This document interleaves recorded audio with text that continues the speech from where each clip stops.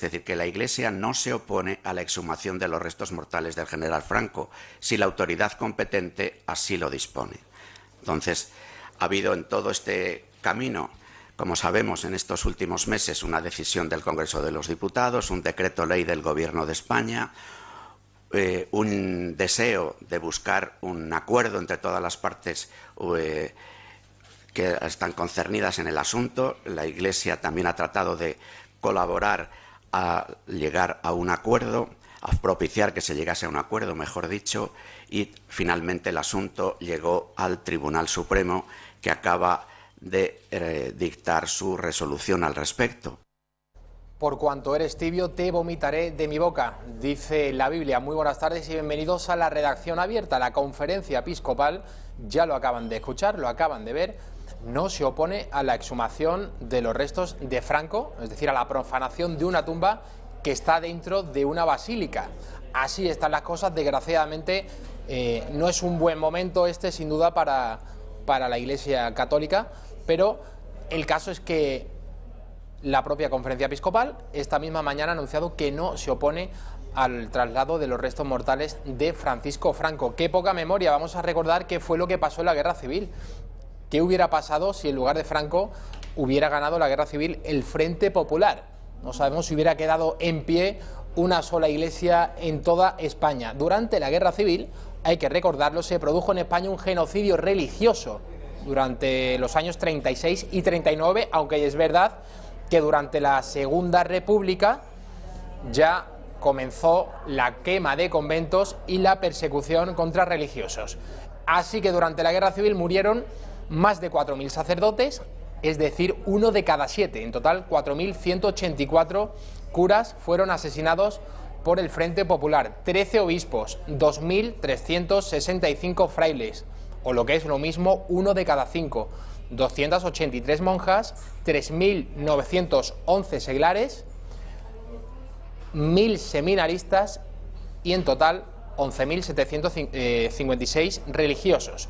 También 20.000 edificios fueron destruidos durante los 3 años que duró la Guerra Civil Española. Vamos ahora con el momento en el que uno de los nietos de Francisco Franco ha sido entrevistado por el diario El Mundo. Esto es lo que ha dicho. La actitud de la Iglesia nos ha producido una gran decepción.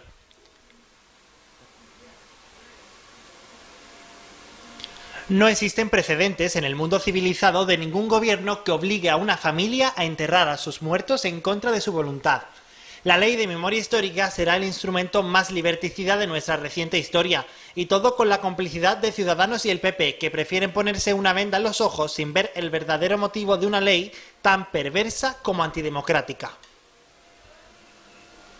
Ha caído bajo la dictadura de lo políticamente correcto que dicta la izquierda. Ha perdido la guerra de las ideas. Podría militar en el PP, en Podemos o en Marea, que es lo mismo, carece de principios. La actitud de la Iglesia, con la única excepción de la comunidad benedictina, me ha producido una profunda decepción por lo que tiene de ingratitud. Mi abuelo no solo era un profundo creyente, sino que salvó a la Iglesia española del exterminio físico tras la persecución religiosa iniciada en 1934. Le devolvió todos sus bienes incautados por la República y le concedió, para mí, un poder inmenso en materia social, por el que se ha criticado a mi abuelo.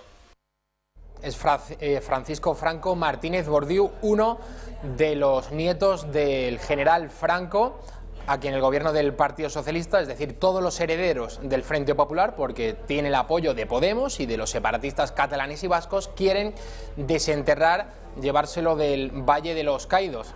Y hemos visto cómo la conferencia episcopal se pone de perfil. No queremos decir la Iglesia, sino la conferencia episcopal, la jerarquía eclesial. Queremos hacer siempre esta distinción, pero lo que nos produce sobre todo es lástima y pena ver la cobardía de los señores que están dirigiendo la conferencia episcopal en estos momentos. Es bueno recordar en estos momentos el testamento de Franco, un vídeo realizado por nuestros compañeros del Gato al Agua.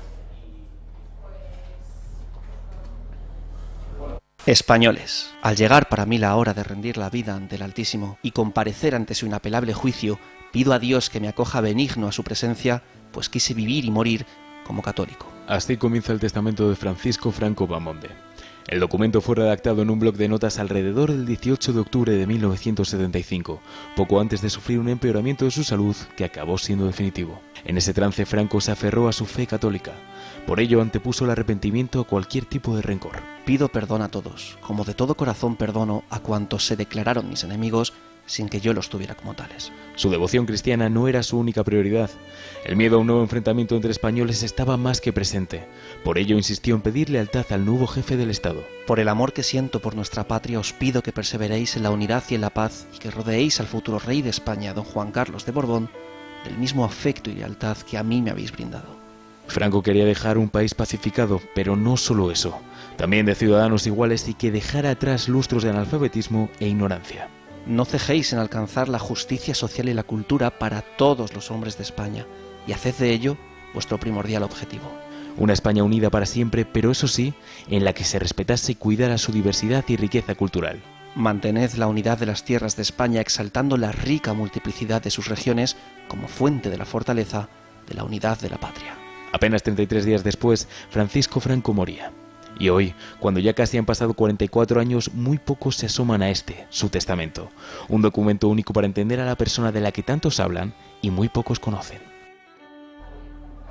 Bueno, en cuanto al testamento de Francisco Franco, desgraciadamente hace unos días los católicos teníamos que oír cómo nos decían que el creyente debe obedecer lo que diga la ONU. Ahora además sabemos que también debemos obedecer a la ley de la memoria histórica. Cambiamos de asunto a propósito de los 7 CDR detenidos por terrorismo, porque el juez los envía a prisión sin fianza, una noticia que hemos conocido hace tan solo unos minutos. El magistrado de la Audiencia Nacional, Manuel García Castellón, ha enviado a prisión a los 7 miembros de los llamados Comités de Defensa de la República que fueron detenidos el lunes por terrorismo en la Operación Judas.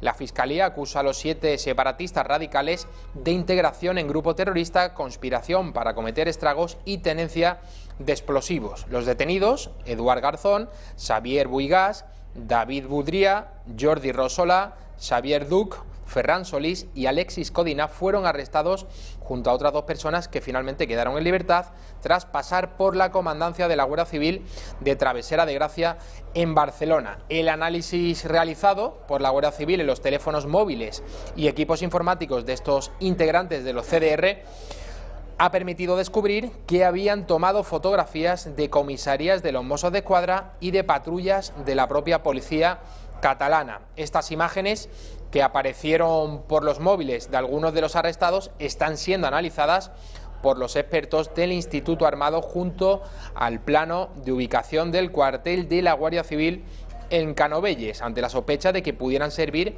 para fijar objetivos de los sabotajes que, según han confesado 2 de ellos, preparaban para hacer ruido, haciéndolos coincidir con el aniversario del referéndum ilegal del 1 de octubre y la sentencia del juicio del Procés. Además, en el día de hoy hemos conocido la encuesta del CIS referente al mes de septiembre. Es verdad que esta encuesta fue realizada entre el 1 y el 18 de septiembre, cuando Errejón aún no había anunciado que se presentaba a las elecciones generales. Eso ocurrió en la tarde de ayer miércoles. El Partido Socialista, según Tezanos, subiría en porcentaje en intención de voto en relación al pasado 28 de abril, pero hay que decir que si comparamos esta encuesta del CIS de septiembre con la que publicaron en julio, que fue la última, pues el Partido Socialista cae 7 puntos, ninguna broma, del 41 al 34%. Es decir, ahora mismo, según el CIS, los socialistas ganarían las elecciones con un 34,2%, el PP segunda posición con un 17,1%, Podemos 15,5%, Ciudadanos 12,9% y Vox 7,5%. Sin duda la lectura más interesante de este nuevo sondeo publicado por José Félix Tezanos es que el PSOE baja 7 puntos en relación a la última encuesta del CIS publicada en el mes de julio. Reacciones políticas a esta última encuesta. Vamos primero con Macarena Olona, que es la secretaria general de Vox en el Congreso de los Diputados. Este tipo de encuestas son un mecanismo más al servicio de los partidos políticos, de determinados partidos políticos, para intentar condicionar el voto de los electores, de los españoles, que afortunadamente no son tontos.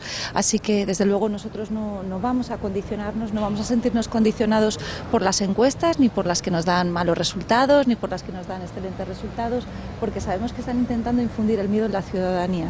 La alerta antifascista llegará un momento, estoy convencida de ello, que desde luego se nos dará, como ya se hizo en las pasadas elecciones generales, un auge en esas encuestas cocinadas que intentará movilizar al electorado de la izquierda, como así se hizo en las pasadas elecciones generales. Tenemos claro lo que siempre decimos, que nosotros no nos movemos por sondeos ni por asesores muy bien pagados, sino por pura coherencia. Y eso es lo que hemos estado intentando hacer a lo largo de esta breve legislatura. Turno ahora de Albert Rivera, líder de Ciudadanos. Ya es verdad que en los últimos tiempos había manifestado que no iba a entrar a valorar las encuestas del Centro de Investigaciones Sociológicas, las que publica José Félix Tezanos, porque entiende que están cocinadas en Ferraz, es decir, por el propio Partido Socialista. Como les decía, hace ya meses que desde que el militante socialista Tezanos está al frente del CIS no comentamos los CIS. Pedimos su dimisión hace mucho tiempo, pedimos que redujera el gasto en encuestas y no lo ha hecho. Por tanto, no voy a ni siquiera comentar el CIS de Tezanos, que lo cocina directamente en Ferraz. Lleva toda la razón Albert Rivera, militante socialista José Félix Tezanos. Pasó directamente de Ferraz a dirigir el Centro de Investigaciones Sociológicas. Un señor con el carnet del Partido Socialista al frente de una institución pública. Cobra más de 100.000 euros, por cierto, anuales por hacer estas magníficas encuestas que tanto le gustan a Pedro Sánchez. Vamos ahora con otra encuesta de GAT3, publicada por el diario ABC. El Partido Socialista sigue siendo el más votado, pero ojo con el auge del Partido Popular, que apunta Narciso Michavila, que es quien está al frente de GAT3. El PSOE ganaría las elecciones con 121 escaños, en porcentaje sería un 27,2. En el bloque de la izquierda, Podemos, con un 12,4, obtendría hasta 34 diputados. Más País, de Íñigo Errejón, entraría en la Cámara Baja con 9 diputados, 9 escaños, con un 5,2% de los votos. El Partido Popular, de las fuerzas de la derecha, sería sin duda la más votada, 97 escaños, con un 21,4% de los apoyos. Vendría después Ciudadanos, con un 11,3%, o lo que es lo mismo, 32 escaños, y Vox a menos de 2 puntos de Ciudadanos, con 9,6%. Prácticamente repetiría el resultado de las pasadas elecciones del 28 de abril. De 24 escaños bajaría a 21, de un 10,3% bajaría a 9,6, es decir, 7 décimas caería el partido de Santiago Abascal. Este escenario muy parecido al de las pasadas generales. No obtendría mayoría absoluta Sánchez con Iglesias y con Errejón, pero con el apoyo de separatistas sí podría gobernar, pero sería un frente popular. Si lo que ha dicho Sánchez últimamente es que un gobierno en el que estuviese dentro Podemos le quitaría el sueño, no podría dormir Sánchez, a pesar de que cambió el colchón donde dormía Mariano Rajoy. Esto lo confesó Pedro Sánchez, no es ninguna broma. Lo primero que hizo al entrar en la Moncloa fue cambiar el colchón. Luego le tomó por mentiroso el propio Rajoy, porque dijo que cuando se fue de la Moncloa, el presidente del PP donó ese propio colchón. Por lo tanto, estaba obligado Sánchez a cambiarlo porque ya no había ninguno. En fin, una anécdota que tampoco tiene mayor importancia. Vamos ahora con declaraciones de la vicepresidenta del Gobierno en funciones, Carmen Calvo, que dice que el Gobierno está trabajando a destajo. Vamos a oírla. Y somos, desde el Gobierno en funciones, soportado, como todo el mundo sabe, por el Partido Socialista, gente que tomamos decisiones sobre principios políticos, de manera no corta en la mirada. Hemos tomado decisiones que son muy importantes para afrontar los retos de España.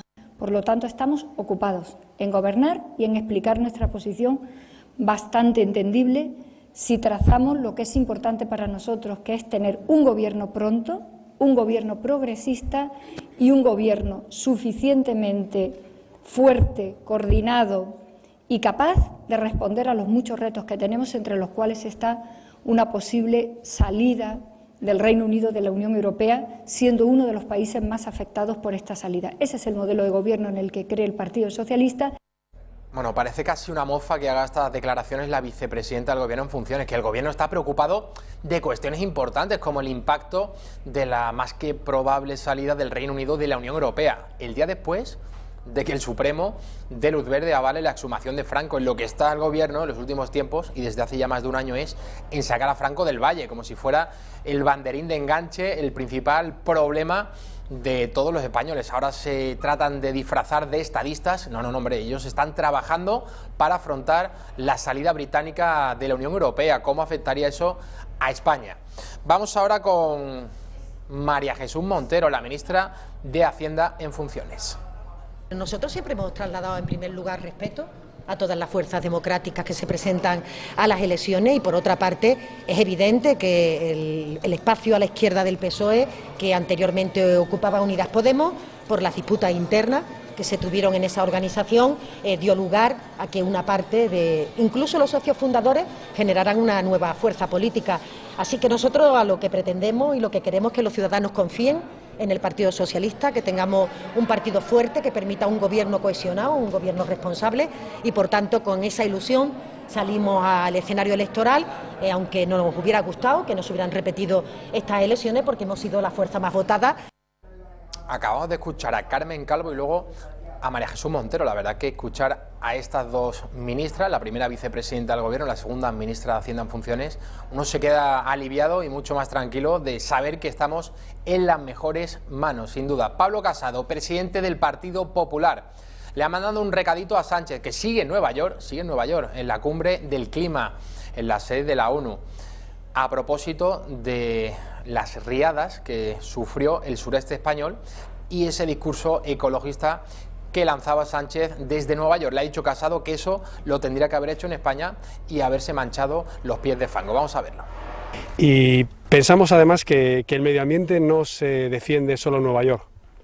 El medio ambiente se defiende viniendo a Almería, no a sobrevolarla, sino pisando el barro, pisando el estiércol y viendo que aquí hay historias desgarradoras de personas que lo han perdido todo. Lo que venimos a decir nosotros, que queremos estar cerca de los afectados, es que en esto tenemos que ir juntos, pero de forma eficaz. Y lo que queremos es que no hagamos más discursos que al final se quedan en Estados Unidos, que no se hagan tantos sobrevuelos desde helicóptero y que se venga a pisar el terreno, pero con ayudas contantes y sonantes.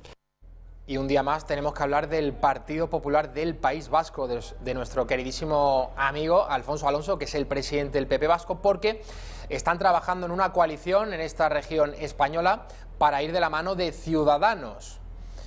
¿Y qué sucede? Pues que de momento han llegado a un acuerdo con Ciudadanos en la región, pero otra cosa es lo que se dice desde Madrid, que Albert Rivera no habría dado luz verde a que PP y Ciudadanos concurran juntos bajo una misma candidatura, una papeleta conjunta, a esas elecciones generales del próximo 10 de noviembre.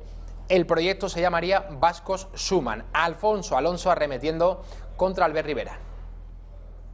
No, por supuesto que no, claro. Nosotros lo que hemos hecho es todo el trabajo, la base del acuerdo, la idea de la candidatura. Todo el trabajo está hecho. Solo falta la voluntad política de Madrid. Pero falla la voluntad política de Madrid por parte de Ciudadanos. Eso es lo que falla. No falla la voluntad política de Ciudadanos en el País Vasco. Ni falla nuestra voluntad política. Nuestra voluntad política es clara. Nos pusimos a trabajar para construir un proyecto que pudiéramos compartir. Y lo que está fallando ahora es la voluntad política de Albert Rivera, que no quiere. Los Mossos de Escuadra, los bomberos siguen buscando el cuerpo de un bebé en el río Besós, en Sant Adrián, provincia de Barcelona. Ayer el juez de guardia de menores ordenaba el ingreso en prisión del joven de 16 años que el pasado día 24 lanzó a su bebé recién nacido a este río Besós, en Sant Adrián del Besós, en Barcelona, después de que la Fiscalía considerase los hechos como asesinato. Según ha informado el Tribunal Superior de Justicia de Cataluña, el juez tomó la noche de ayer miércoles la medida cautelar de ordenar el internamiento del menor en régimen cerrado. Los hechos ocurrieron el pasado día 24 cuando el menor, supuesto padre de la criatura, fue sorprendido por algunas personas cuando se disponía a enterrar al bebé ya fallecido. junto al Besós, momento en que lo lanzó al río, según fuentes próximas a la investigación. Posteriormente se dirigió a una comisaría de los Mossos, donde confesó los hechos y fue detenido al tiempo que se ponía en marcha un amplio dispositivo para localizar al bebé. En el día de hoy siguen esas labores de búsqueda del cuerpo del bebé. Así lo confirma el portavoz de un sindicato de los Mossos de Escuadra. Bueno, sobre todo hay que valorar el esfuerzo que se está haciendo por parte de Mossos de Escuadra, Guardia Civil, Protección Civil, bomberos, están todos aquí los recursos, helicópteros, unidades subacuáticas, se está haciendo todo lo posible y más para que aparezca el cuerpo. A partir de aquí se seguirá buscando durante todo el día de hoy hasta que el jefe de dispositivo mande y esperemos que al final lo encuentren. Bueno, los especialistas son ellos, están barajando todas las opciones, están trabajando palmo a palmo, lo están rastreando absolutamente todo y evidentemente hay posibilidades de que se lo haya llevado la corriente. Aquí yo creo que son ellos los que lo saben mejor, pero no se está descartando ninguna posibilidad y se está haciendo todo lo posible. Nos marchamos a publicidad, una breve pausa y volvemos enseguida con Ana Roldán del Club de Amigos de Intereconomía, no se lo pierdan.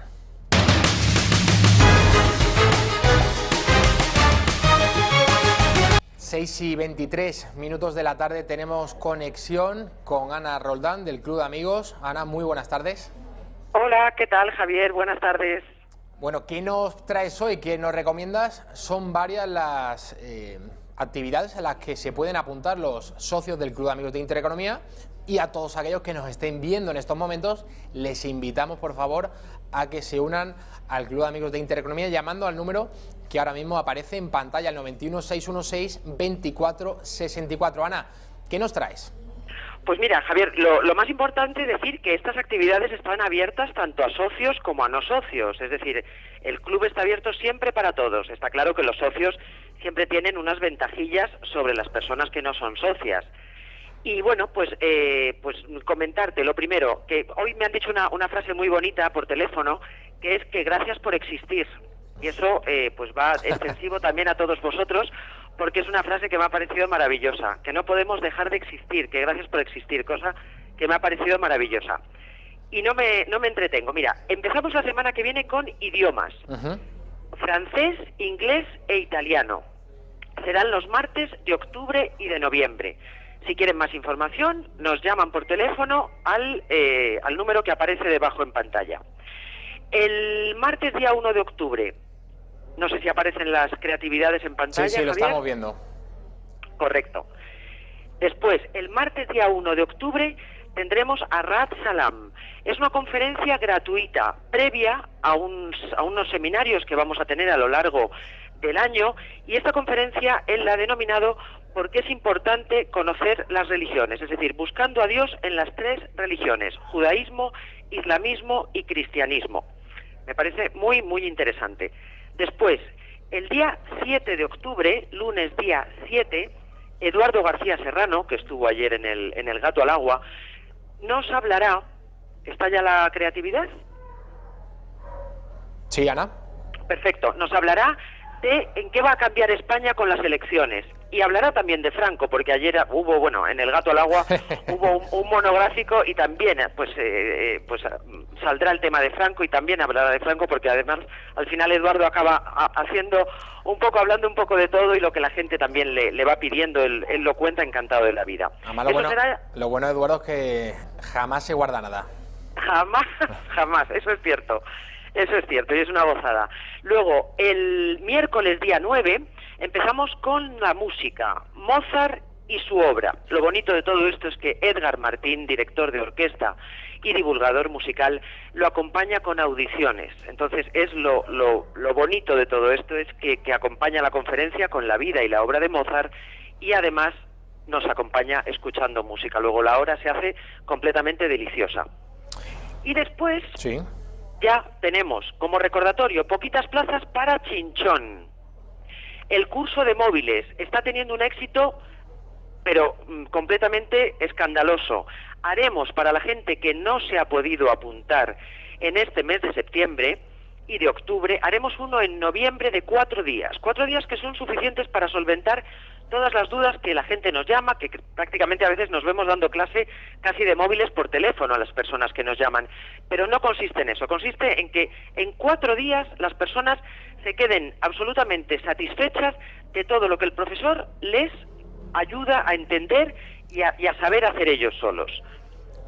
Y luego ya tenemos muchas más sorpresas, entre otras, museos por las mañanas, pero eso ya lo iremos contando, Javier. Y tenemos muchas más novedades. Bueno, estamos viendo ahí también esa visita guiada al Museo Lázaro Galdiano el miércoles 30 fantástico. de octubre a las 12 menos cuarto del mediodía. Eso es, pues eso es el primer museo que empezamos a visitar. Pues y bueno, a partir de ahí ya un montón de cosas más que hoy ya no te cuento, la dejo para otro día. Qué interesante, Ana, se pueden apuntar tanto los socios del Club de Amigos como los que no sean socios, pero los que no sean socios, por favor, que llamen al 91 616 24 64, que nos ayuden y que formen parte de esta gran familia. Ana Roldán, muchísimas gracias. Gracias a ti, Javier, como siempre, un fuerte abrazo, gracias. Seguimos adelante. Ayer les mostrábamos las imágenes de la fiesta de la Merced en Barcelona, un espectáculo dantesco, bochornoso, repugnante que organizaba la alcaldesa Ada Colau en horario infantil. Dentro de una serie de espectáculos infantiles se colaban 2 señores que realizaban finalmente un striptease. Vox y posteriormente probablemente tengamos conexión con Ignacio Garriga, el que es diputado por la provincia de Barcelona, está planteando denunciar este espectáculo consentido, promovido y patrocinado por el Ayuntamiento de Barcelona. Está, bueno, pues meditando interponer acciones legales contra Colau por autorizar el striptease que estamos viendo en un espectáculo para niños en la agenda cultural de esas fiestas de la Merced de la capital catalana. En declaraciones al torotv.com, el diputado Garriga ha calificado de atroz, repugnante, intolerable el espectáculo, al tiempo que ha exigido que la izquierda respete la libertad de los padres en la educación de los hijos. Por su parte, el Partido Popular también ha denunciado el espectáculo porque el edil del PP en el Ayuntamiento de la ciudad condal, Óscar Ramírez, calificaba de vergonzoso los hechos, manifestando que pedirán explicaciones y responsabilidades a Colau por la exhibición que tuvo lugar en el Paseo Lluís Companys de Barcelona. Y en el plano internacional, hoy ha fallecido Jacques Chirac, el que fue presidente de la República Francesa a los 86 años. Fue presidente de la República Francesa entre el año 1995 y 2007. Ha fallecido en su domicilio de París a primera hora de este jueves tras un largo eclipse físico que comenzó en el año 2005 por un derrame cerebral. Chirac fue el último heredero de una de las familias políticas más importantes en la historia nacional, la del gaullismo, nacida en torno a la figura y la obra excepcional del general Charles de Gaulle, el patriarca que reconstruyó la unidad de la nación tras la Segunda Guerra Mundial y fundó la Quinta República, el régimen más duradero de Francia desde Napoleón. Nacido y educado en el seno de una familia con muchas raíces en la Francia más profunda, comenzó cursando estudios de ciencias políticas, hizo el servicio militar en Argelia y coqueteó con diversas formas de socialismo y laborismo a la francesa antes de comenzar una vertiginosa carrera como funcionario tras cursar estudios en la Escuela Nacional de Administración. Nos vamos a marchar a publicidad. A la vuelta va a estar con nosotros Hasél Álvarez, politólogo de izquierdas, que ayer estuvo en el acto de presentación del acto de Íñigo Errejón, de Más Madrid, que confirma que se va a presentar a las próximas elecciones generales. Nos va a aportar algunas claves de este nuevo proyecto político. ¿Realmente hay diferencias ideológicas entre Errejón y Pablo Iglesias? Nosotros entendemos que no las hay. Ya saben ustedes que hace unos años ya rompieron de manera radical Iglesias y Errejón, pero por una cuestión estratégica. Nos marchamos, volvemos enseguida con Hasél Álvarez, no se lo pierdan.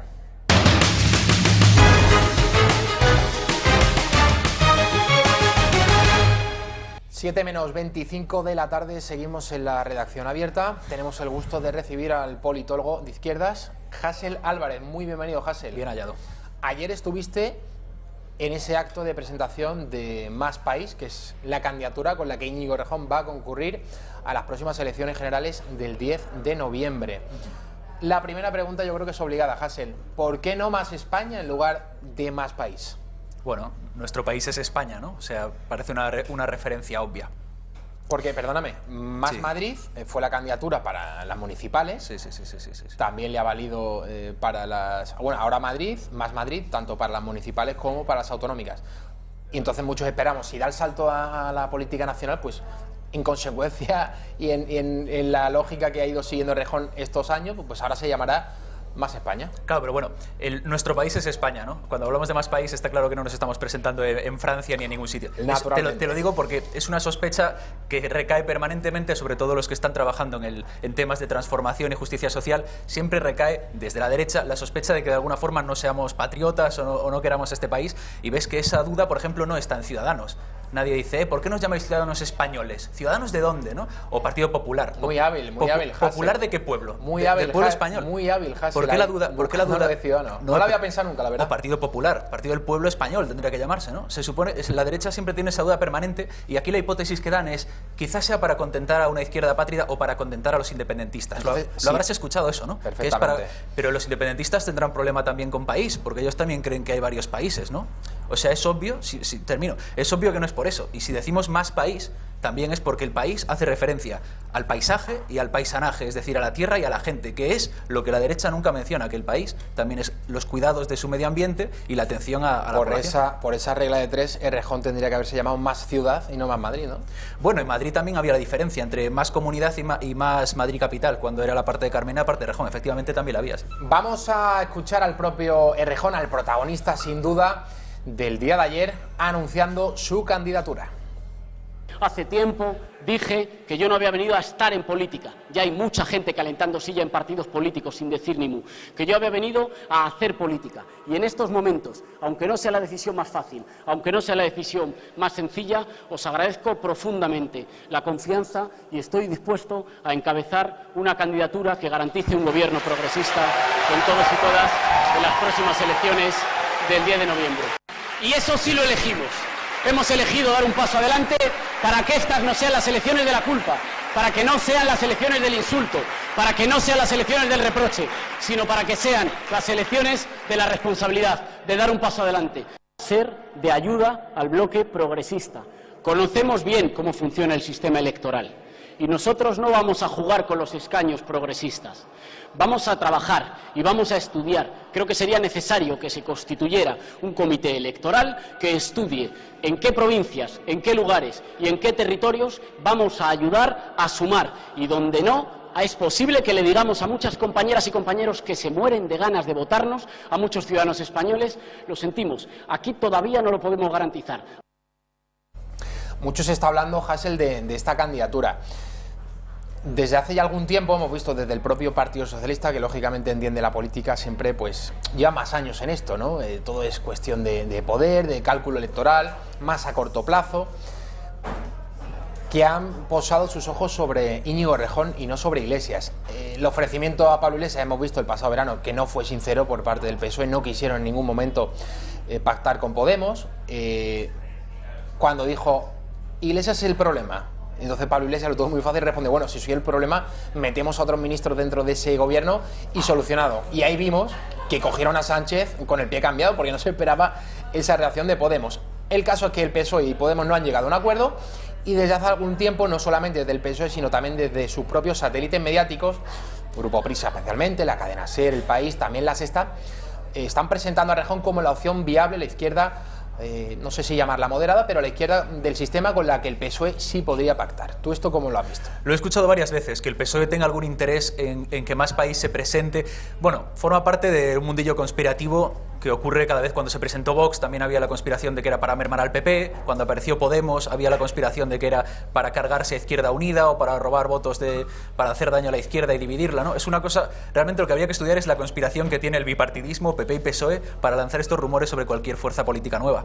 Pero realmente yo no veo que haya ningún interés real por parte del PSOE en Más País. Al contrario, hoy ya ha salido, en cuanto se ha presentado el partido, ha salido Rafael Simancas del PSOE a decir que Más País era una cosa de barullo, ¿no? Ha dicho. Y realmente, si se piensa, nosotros, o sea, en Más País, Lo que se pretende es presentarse en provincias donde el voto no vaya a dañar a las izquierdas, y se pretende una estrategia que no sería en absoluto funcional al PSOE, ¿no? Vamos a escuchar a Pablo Iglesias. Tiene cierta gracia, ¿no?, estos guiños del destino. En un principio el acto de Rejón se iba a celebrar en el Círculo de Bellas Artes, pero qué sorpresa, qué casualidad, una hora después había programado un acto de Pablo Iglesias con Juan Luis Cebrián. La verdad que esa conjunción, esa mezcla, no me la esperaba bajo ningún concepto. Prisa, quien ha apoyado claramente esa Errejón, y no a Podemos. Pero el caso es que ayer estaban en el Círculo de Bellas Artes presentando un libro cuyo título me parece que era Cal Viva, y no abordaré nada más en este sentido, pero estaban juntos y por lo tanto el señor Errejón se tuvo que marchar a la sede de la UGT, que es el sindicato históricamente más afín al Partido Socialista. Vamos a recuperar la parte, el momento en el que Pablo Iglesias ayer hablaba de que el poder siempre prefiere las opciones moderadas. Lógicamente se está refiriendo a Íñigo Errejón.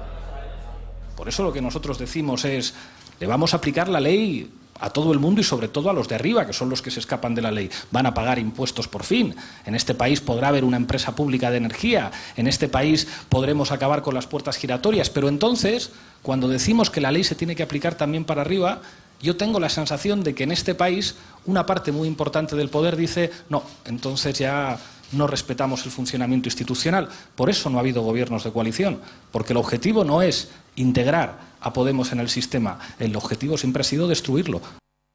¿Qué te parecen estas declaraciones de Iglesias señalando a Errejón como la opción moderada que sí sería viable para el PSOE, para el sistema?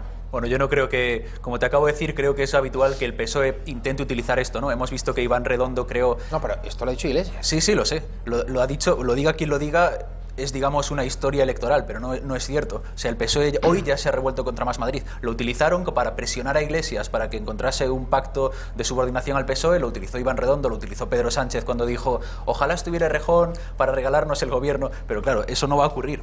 Eso no va a ser así. Y de hecho la estadística que ha salido ya demoscópica de GAD3 dice que con la incorporación de Más Madrid, las izquierdas, PSOE y Podemos suman ya más escaños que las derechas. ¿Tú entonces piensas que la irrupción de Errejón va a frenar la hipotética abstención que iba a haber, porque el votante de la izquierda podría estar desencantado ante la falta de acuerdo entre Sánchez e Iglesias? Claro, la operación Más Madrid tiene que ir, por un lado, a impedir una desmovilización, un hastío político que lleve al país hacia la abstención, y por otro lado también recoger un voto progresista que está descontento con la mala capacidad para no ponerse de acuerdo entre PSOE y Podemos, y también para captar un voto que no está tan polarizado en izquierdas y derechas y que pueda coincidir con temas sociales con Más Madrid. Vamos a ver otro momento de la intervención del propio Íñigo Errejón hablando de trincheras. Hay mucha gente que va a estar empeñada en que esta campaña sea la campaña del ruido, sea la campaña de las trincheras y sea la campaña de los insultos. Hay demasiada gente en España hablando solo a su parroquia. Hay demasiada gente hablando solo para dentro de las sedes de los partidos.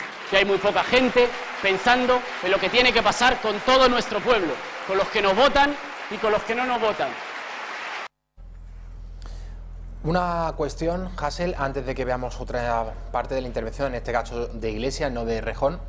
¿Qué diferencias, que yo creo que no las hay, grandes ni sustanciales, hay ideológicas entre Pablo Iglesias y Errejón? ¿Qué diferencias crees tú que hay entre ambos? Las hay grandes. Lo primero, ¿Grandes? Sí, yo creo que sí. Ideológicas, no estratégicas ni hay tácticas. Diferencias de fondo y de forma. Las diferencias, digamos, el qué que pretende Más País es impedir una despolitización que se ha apoderado del país. Recordarás que en épocas antes del 15M la gente estaba hastiada completamente, a nadie le interesaba la política, PP, PSOE, lo mismo es. Apareció el 15M y se abrió un ciclo de interés en la política que ha ido desde el 15M hasta Vox, realmente, que fue, digamos, la última novedad electoral, ¿no? Y ahora, con todo este fracaso de formar un gobierno, la gente está más harta que nunca de la política. De nuevo vuelve a ser la principal preocupación negativa de los españoles, vuelve a ser la clase política, y la principal idea que se pone aquí es una política que ponga por delante, antes de sillones, antes de demás, antes de negociaciones personalistas, que ponga por delante políticas sociales. Eso es la primera, eso es una diferencia grande. El interés en lo ideológico y no en el mero reparto aritmético del poder. Y el cómo es una política que no esté en la crispación, que no esté en el enfrentamiento, que no esté en las purgas, sino una política de talante, negociación y de diálogo que vuelva a activar, digamos, la cultura política en España, ¿no? Es una diferencia de calado, tanto la de formal como la de fondo. Una manera de verlo, sin duda, Hasél. Vamos a ver ahora el momento en el que Pablo Iglesias, ayer en el Círculo de Bellas Artes, aseguraba muy tajante que ellos son los que están diciendo la verdad en esta historia. Nosotros, modestamente, con todos nuestros enemigos afilando los dientes, seguimos siendo hasta el momento la fuerza política a la izquierda de la socialdemocracia más importante de Europa. Y eso no tiene que ver tanto con nosotros, sino con los españoles. Si nosotros hemos sobrevivido, a pesar de las cloacas, a pesar de las enésimas operaciones para destruir Unidas Podemos, es porque hay una conciencia de los españoles que dicen, estos cabrones dicen la verdad. Y digamos que a los españoles eso les gusta, les genera cierta simpatía. Bueno, ¿dice Iglesias la verdad, Hasél? Yo creo que forma parte de un discurso, precisamente lo que acabamos de hablar ahora, ¿no? Un discurso crispado y preelectoral que Más País se propone no hacer, ¿no? Más País se propone ser una política del servicio público, del interés de la ciudadanía y no, digamos, una política cristiana de poner la otra mejilla y de no entrar en peleas, insultos y descalificativos. Son diferencias en las cuales nosotros nos apartamos de una política que no interesa a la gente y vamos a intentar meter en la agenda política la gente que no llega a fin de mes, la calidad del aire que respiramos. Pero eso es lo que dijo Podemos desde el principio, ¿no? Insisto, diferencias de fondo y diferencias formales. La gente puede decir cosas, pero ¿qué ocurre luego? La gente lo que ve luego es que no se pacta un programa de políticas comunes. Se busca pactar sillones, acuerdos y el interés real de la gente, quién llega a fin de mes, hay o no una transformación energética, hay o no puestos de trabajo, hay bajada de impuestos para los pequeños y medianos empresarios, para los autónomos, hay un cuidado del sector público. Eso, lo que interesa a la gente en el día a día, la política material, se ha abandonado y Más País propone recuperarla y dejar detrás todos los duelos personalistas. ¿Qué ha pasado precisamente sobre los duelos personalistas? ¿Cuál fue el momento en el que rompieron definitivamente Rejón e Iglesias? Y no me quiero remontar a Vista Alegre, sino antes. Yo siempre sitúo lo que sucedió entre diciembre de 2015 y junio de 2016 con esa repetición electoral, porque Iglesias quería concurrir siempre Podemos sin tener que estar con el Partido Socialista. Podemos en diciembre de 2015 obtuvo un muy buen resultado en las generales y meses después de las negociaciones frustradas entre Sánchez e Iglesias, a las que también se sumaba, por cierto, Albert Rivera, Iglesias decidía ir de la mano de Izquierda Unida, algo a lo que Rejón se opuso. Dijo que fue un error porque ya rompía la transversalidad con la que se supone que había nacido Podemos. Ese es el momento, porque recuerdo perfectamente la cara, que no la tenemos, la cara de Rejón en la noche electoral del 26 de junio de 2016, enfadadísimo, porque Podemos con Izquierda Unida no sumó nada más de lo que había sumado de manera autónoma. Yo creo que se puede especular mucho sobre ese tema, pero te voy a evitar un poco la pregunta, ya me disculparás, porque creo que lo que realmente sería interesante, o sea, de esto se podría escribir enciclopedias, pero lo realmente interesante no es cuándo ha roto Íñigo con Pablo, sino cuándo Podemos rompió con el sentido común español, ¿no? Cuándo empezó a escorarse hacia una fuerza bastante abandonada por el electorado y a un espacio en decadencia, porque si algo se puede leer de esa ruptura entre Rejón y Iglesias es: ¿puede la gente de Rejón, puede Más País reconectar con el espíritu español y de transformación popular que Podemos ha estado perdiendo a marchas aceleradas desde las últimas elecciones? Yo creo que la pregunta que tendríamos que mirar es esa. Luego, ir al tema personalista, la verdad es que lo desconozco, no conozco eso, pero y tampoco creo que sea No iba tanto a lo personalista, sino el motivo estratégico por el que rompieron. Yo entiendo que es, lógicamente, el pacto con la Izquierda Unida. Yo creo que tendrá que ver... Puede ser un factor, pero tendrá que ver más con lo que acabamos de hablar. Porque Rejón, escuchamos el discurso ayer en directo y ahora lo hemos recuperado, vuelve a hablar de pueblo, claro, y de hablar a todos los españoles, algo que Iglesias ha dejado de hacer. A eso voy. Quizá la clave de esa ruptura vino cuando el proyecto Unidos Podemos rompió algunos enlaces con lo que es el sentido común español. Ideológicamente, ¿está más cerca Más Madrid, en este caso ya Más País, de Podemos o del PSOE? ¿Tú dónde lo ubicarías? Es un poco la misma pregunta. Aquí no hay que aspirar a estar más cerca de un partido o de otro. Lo que un partido nuevo y auténtico tiene que hacer es aspirar a estar cerca de las demandas de la ciudadanía. Entonces yo opino... Pero las demandas de la ciudadanía son muy heterogéneas. Bueno, están en el CIS. La ciudadanía explica que en una gran cantidad le preocupa el llegar a fin de mes, le preocupa políticas sociales, le preocupa políticas proteccionistas en el trabajo, le preocupa su respetabilidad cultural, le preocupa la casta política que no se pone de acuerdo. Digamos que hay un grueso de consenso en la población y luego hay una grandísima crispación en la esfera política que a nadie ya le interesa siquiera, ¿no? Y Más País tiene que poner eso sobre la mesa. Pero esas preocupaciones que afectarán a la mayoría de la población, al final en el voto se traduce que uno puede votar a Vox, otro al PSOE, otro a Podemos y otro a Ciudadanos o al PP. ¿Por qué? Porque cada uno de estos partidos se hace fuerte en su nicho. Digamos que son prácticamente single issue, ¿no? Partidos de un solo tema. Cada uno coge una cosa e intenta explotarlo, ¿no? Vox coge, venga, el mundo de la caza. Ciudadanos busca, venga, el mundo de los empresarios jóvenes. E intentan explotar un nicho electoral, ¿no? Y ese es el camino a la disolución del cuerpo nacional electoral. Más País pretende reunir de una forma coordinada diversas demandas agregadas con un discurso nacional coherente. Antes de que Hasél nos explique cuántas almas hay dentro de Más País, vamos a ver cuáles son los apoyos de Íñigo Errejón. Se acerca la hora de la verdad e Íñigo Errejón pone contra las cuerdas al sector de la izquierda del país. ¿El motivo? ¿A quién apoyarán estas fuerzas? ¿A él o a Pablo Iglesias? Errejón no quiere perder ni un minuto para preparar las elecciones y ya ha empezado a jugar sus cartas. Algunos de sus pretendientes ya han salido a la luz y el número no para de aumentar. La jugada está hecha. Manuela Carmena, la exalcaldesa de Madrid, su inseparable amiga, su compañera de partido, asegura que hará todo lo que pueda para apoyarle. Al menos así lo aseguran desde Más Madrid.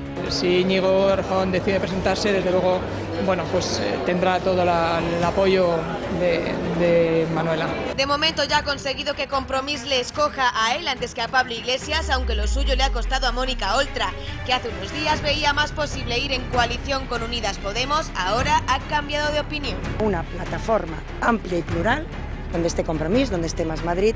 Joan Baldoví, uno de los mayores apoyos de Íñigo Errejón, lo ha dicho claro desde el principio. Escogemos esta posibilidad de establecer un espacio de colaboración con la lista de Más Madrid, con el partido de Errejón. Pero los encantos del madrileño no solo han conquistado la zona del Levante, también el sur. Teresa Rodríguez, la líder de Podemos en Andalucía, le ha pedido a Pablo Iglesias que la marca del partido en su comunidad sea Adelante Andalucía. Quiere que haya una sola papeleta a la izquierda del PSOE que incluya, por tanto, también a los adscritos a la formación de Errejón. Otro apoyo de él en el norte del país, en Galicia, viene de la mano de Luis Villares. En la capital, la concejala de Más Madrid, Inés Sabanés, es de las que prefiere sumar y no dividir ni restar. Y donde hubo retuvo, porque Rita Maestre es otro de sus fieles apoyos. Fueron pareja hasta 2015 y la amistad han conseguido conservarla. Y no solo eso, porque en el plano político también cuenta con ella. Y es que a Más Madrid se han sumado muchos de los que ya dejaron Podemos. Personas como Tania Sánchez, Eduardo Fernández Rubiño o Jorge García Castaño. UGT es de las últimas cartas en incorporar a la baraja de Errejón, pues Pepe Álvarez, su secretario general, le ve como un hombre capaz y cree que una izquierda nueva puede ser capaz de canalizar el descontento. Y el líder de Actúa, Gaspar Llamazares, es de los que lo ha celebrado desde el principio, porque cree que puede movilizar al electorado de izquierda. Aquí, quien ríe último, ríe mejor. Eso en cuanto a los apoyos de Íñigo Errejón. Ya sabemos que se va a presentar en aquellas circunscripciones, en aquellas provincias que repartan más de 7 escaños, en las más grandes, Barcelona, Madrid, Valencia, Sevilla, Alicante. En total son 17 provincias en las que va a competir con Podemos y con el PSOE. Y le va a hacer sin duda daño a Podemos. Veremos también si al Partido Socialista. ¿Crees que al PSOE también le va a dañar Más País? Hombre, no se trata de hacer daño, pero sería... No, de quitar votantes. Sería interesante que no hubiera un bipartidismo tan cerrado como el que sigue habiendo todavía y que el PSOE no concentrase esa enorme cantidad de escaños que luego los utiliza para tirarlos a la basura, ¿no? Bueno, Hasél, vamos ahora con quiénes son las familias que componen Más País. Tú dices que hay hasta 5 familias. No 5 familias. O 5 almas. Yo he identificado 5 potencialidades, quizá más bien, ¿no? O sea, Más País está unido, pero digamos que habría 5 posibilidades en un partido que se está formando, 5 diferentes caminos por los que podría ir. Te los desgrano. Por favor. Lo primero que he visto sería lo que llaman la hipótesis PACMA, ¿no? Se trataría de ser un partido verde, de ser la referencia del ecologismo en España. Esta posibilidad sería la de ser un partido de nicho, también o como Equo, como iniciativa feminista, ¿no? Un partido que tuviera una cuestión muy concreta y presentarse como su referente electoral de estos espacios que hay en Europa, en España. La veo peligrosa y limitada porque ni en España ni en el entorno mediterráneo son fuertes estas opciones, ¿no? Animalistas, ecologistas, de por sí solas. Ese sería, digamos, el primer riesgo. Lo segundo sería lo que llaman la hipótesis Vistalegre 3, es decir, que esto fuera un nuevo enfrentamiento entre Errejón e Iglesias por intentar ocupar el espacio electoral que tenía Podemos hasta ahora, intentar ser un Podemos 2, lo cual llevaría a ser del tamaño de Izquierda Unida 2, ¿no? Es lo que Germán Cano ha definido como el papel funcional al sistema que sería hoy ser la izquierda auténtica. Me parece un riesgo bastante mayor que el primero que ha citado, el del ecologismo. Claro, es verdad que los partidos solamente animalistas o ecologistas no tienen una gran representación en toda Europa, pero en la cuestión personal, al final, el factor humano pesa mucho. El propio Errejón seguro que querrá sacar un gran resultado por España y todo eso, y darle las narices a Iglesias sobre todo. Claro, eso es lo que hay que evitar a toda costa, ¿no? En la medida en la que le quite votos a Podemos, él dirá, bueno, pues se nota que el tiempo me ha dado la razón. Claro, pero no se debe pretender ser una especie de sustitución de Podemos, y además hay que evitar caer en los errores en los que ha caído Podemos, sobre caudillismo, sobre relacionarse con una vieja guardia comunista, sobre entrar en un feminismo de la portavoza, el ecologismo. O sea, estos errores sería el peligro que habría que evitar, ¿no? En Más País, Hasél, tú no eres portavoz de Más País, no, pero un simpatizante. Te planteo la pregunta, ¿va a caer también en el lenguaje inclusivo? Lo de portavoces y portavozas que acabas de decir. Lo desconozco. No lo sé. Tampoco, ¿Bajo tu punto de vista sería un error o un acierto? No me parece lo más relevante, me parece una anécdota, ¿no? Porque es verdad que mucha gente no lo comprende, ¿no? O no se siente cercano, ¿no? Me parece una anécdota. Los errores que podría repetir más País con respecto a Podemos serían sobre todo errores estructurales y errores de... O sea, no hay que pretender ser el reemplazo de Podemos, sino un proyecto nuevo abierto a toda la ciudadanía. Y que el partido no sea personalista, como ha acabado sucediendo en Podemos. Claro, efectivamente, ese otro error típico de Podemos, sí, ese caudillismo personalista, ¿no? Ese, digamos, que sería el segundo riesgo que hay que evitar, que Más País tiene que evitar. El tercer riesgo sería lo que llamo la hipótesis de las confluencias. Es decir, no hay que ser Podemos, pero tampoco hay que ser sus confluencias. Es decir, hay que evitar lo que en el Senado ya hay constituido, el grupo de la izquierda confederal, que es la confluencia madrileña de Más Madrid, con Adelante Andalucía, con los comunes de Cataluña, y esta línea, que sería que Más País fuese la suma de las mareas de Galicia, de la Chunta en Aragón, de Compromís en Valencia, y quedase como un proyecto, digamos, semejante incluso al que querría Tardá, Otegi o Beiras, de una España confederal sin una idea común y general de nación y de país. Eso también sería un proyecto errado y que quizá le mermaría votos al grupo independentista, pero que le faltaría esa visión nacional, ¿no?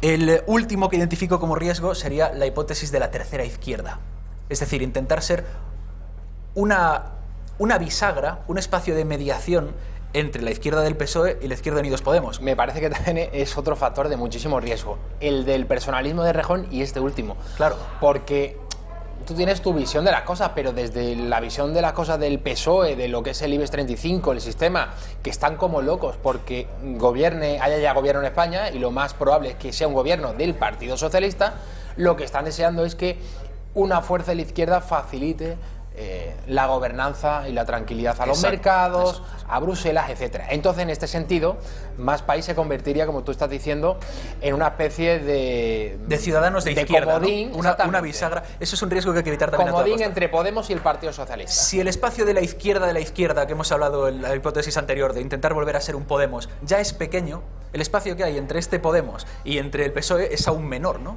Entonces, es lo que un concejal de Más Madrid, Paco Pérez, ha llamado la tentación de ocupar un espacio intermedio entre PSOE y Unidos Podemos, que es inexistente y que siempre se ha tratado de poner en práctica, ¿no?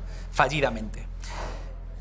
Esta tercera izquierda habría que evitarla porque sería una especie de estar en el medio, cuando Más País lo que tiene que intentar es estar en la centralidad del tablero, ¿no? Pero no en el medio. Esos, digamos, que serían los 4 riesgos que se pueden identificar y que habrá que evitar en estas 7 semanas de campaña. Y la posibilidad que yo identifico, la fortaleza, sería plantear lo que es la clásica hipótesis nacional popular, ¿no? Que César Rendueles, que es cercano al mundo rejonista, ha definido como una izquierda que se dedique a abordar los nichos vacíos, ¿no? O sea, espacios temáticos que la izquierda suele abandonar y que la derecha quiere reclamar, que es la defensa. Son 5. La defensa de la familia, la defensa del mundo rural y la España vaciada, una idea social del patriotismo y la protección económica a autónomos, a pequeñas y medianas empresas. Se trataría de una izquierda, o no digamos izquierda, ¿no? Un partido nacional con la capacidad de unir medidas transformadoras en lo económico y una política cultural que conserve las esencias del pueblo. Esa idea social del patriotismo, en teoría, también la ha abrazado Iglesias. Iglesias siempre ha dicho que ha hablado de patria desde el principio. Sí. Otra cosa es que luego sus hechos hayan refrendado sus palabras previas. Pero hablaba de que la patria son los derechos sociales, la patria es una sanidad pública, una educación pública, etcétera, etcétera. Y así es. Y seguramente esos grandes aciertos que hicieron a Podemos fuerte en su día son los que han quedado recogidos ahora en Más País. Por último, ¿qué ha pasado con Manuela Carmena, que no se ha sumado al proyecto de Errejón? Parece ser que Manuela Carmena tiene un interés, como es de todo sabido, en el municipalismo, la política local, y no está interesada en los temas del Congreso y la política nacional. Sin embargo, nos consta que apoya fuertemente el proyecto de Más País, como no podía ser de otra forma. Hasél Álvarez, politólogo y simpatizante de momento de Más País, muchísimas gracias por estar con nosotros desgranando algunas de las claves del nuevo proyecto de Íñigo Errejón. Nos marchamos a publicidad. A la vuelta, Ricardo Chamorro, diputado de Vox por Ciudad Real. No se lo pierdan.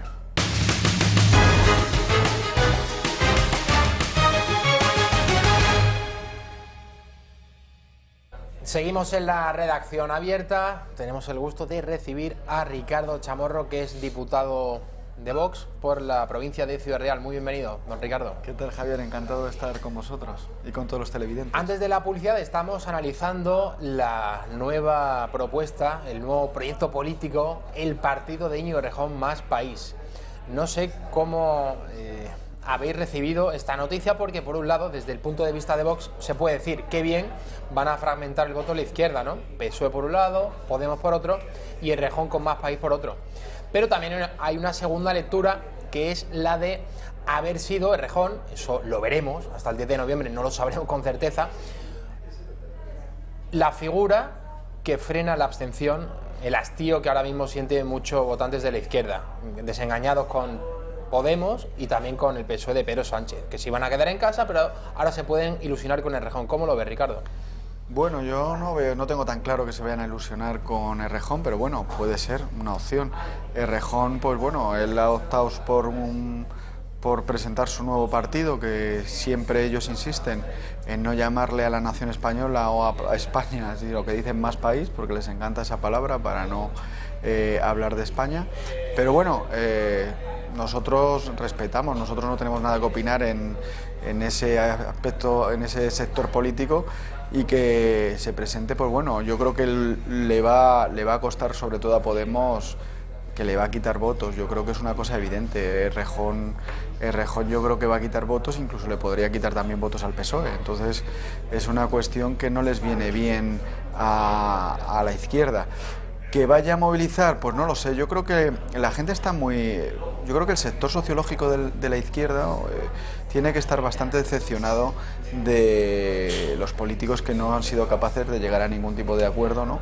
Y me imagino que muchos se quedarán en casa, ¿no? Hastiados de esta izquierda que bueno, no da ninguna salida ni ninguna capacidad de gobierno a España, y además incluso pactan con separatistas, con enemigos de España, con enemigos de la soberanía nacional, y optan también por opciones que no creen en la igualdad de oportunidades de todos los españoles, porque partir la soberanía nacional, que es un principio tan democrático, que es el principio fundamental de la democracia, pues evidentemente da lugar a que esta gente de izquierda pues no crea en la igualdad de todos los españoles. Según el diario El Mundo, Errejón se va a presentar, ayer lo confirmaba, en 17 provincias. Son las que reparten más de 7 escaños, más de 7 diputados. Según El Mundo, así le van a ir las cosas a Errejón en esas circunscripciones. Esta es una simulación, vamos a verlo.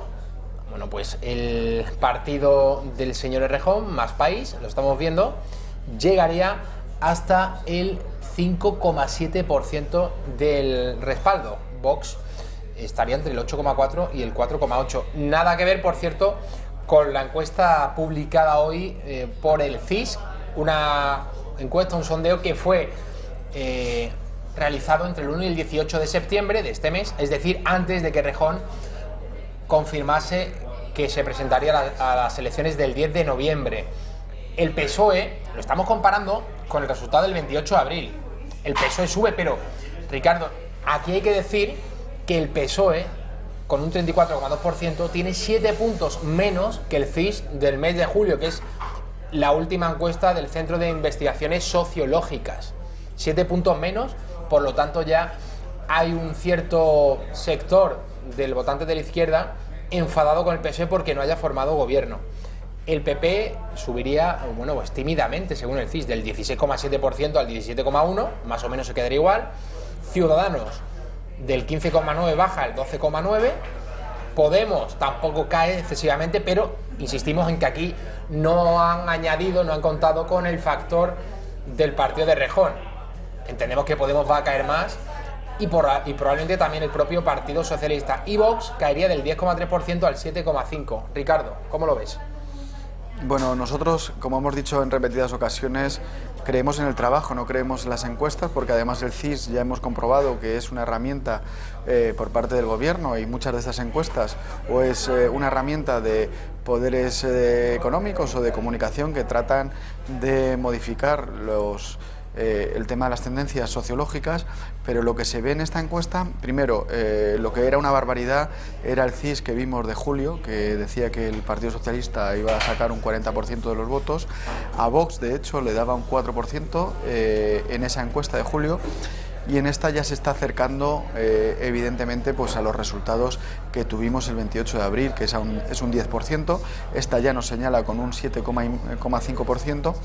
Y además hay que tener en cuenta de que esta encuesta se ha hecho de manera previa a la convocatoria de nuevas elecciones, a la disolución de las Cortes, y cuando preguntaron sobre esta encuesta, pues no sabían, a lo mejor algunos votantes incluso de la izquierda y de otros partidos, pues tenían fe en que se formara gobierno, que hubiera cierta responsabilidad por aquellas fuerzas políticas que de manera responsable incluso pudieran permitir una investidura, aun dejando al Partido Socialista en minoría, y controlarlo desde el punto de vista parlamentario, para que los españoles no estuviéramos abocados a unas nuevas elecciones en la que se va a gastar 180 millones de euros y donde se ha visto la irresponsabilidad de los 4 partidos de siempre que podían haber combinado desde el punto de vista aritmético. Estoy hablando del Partido Socialista, estoy hablando de Podemos, que al fin y al cabo también necesitaba a los separatistas, por lo tanto era una combinación que desde luego desde el grupo parlamentario Vox nos horrorizaba, y horrorizaba, yo creo, a muchísimos españoles, pero desde el Partido Popular, que también podía haber combinado con el Partido Socialista por lo menos una investidura en minoría, o Ciudadanos, que además hizo ese gesto tan absolutamente irresponsable de un día o 2 días después, 2 días antes, hacer esa escenificación diciendo que tendía la mano, han demostrado su irresponsabilidad y que les importa poco España, porque nosotros, por ejemplo, nuestro partido, donde hemos podido dar estabilidad en las instituciones, así lo hemos hecho. Por lo tanto, se ha demostrado, incluso con los insultos y los feos de determinadas fuerzas parlamentarias como Ciudadanos, que no ha querido ni sentarse con nosotros.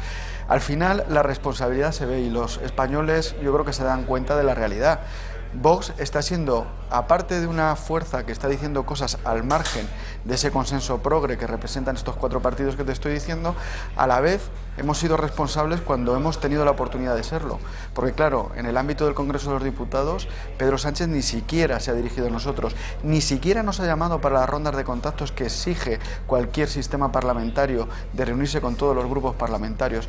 No obstante, nosotros no tenemos ningún problema, nosotros vamos a seguir trabajando, y hemos trabajado de una manera constante, codo con codo, el grupo parlamentario en todas las iniciativas parlamentarias. Hemos hecho más de 1.126 iniciativas parlamentarias, y por lo tanto yo creo que estos resultados del CIS, bueno, no nos lo creemos mucho, pero ya se van aproximando a el resultado que tuvimos el 28 de abril y se van a aproximar más a el mejor resultado que vamos a tener en las próximas elecciones. Estamos hablando de que el Español sacó una encuesta el otro día que nos da un 12%. Ahora lo vamos a ver. Reacciones de los partidos políticos a esa encuesta del CIS de José Félix Tezanos. Vamos a ello. A ver si podemos ver el vídeo.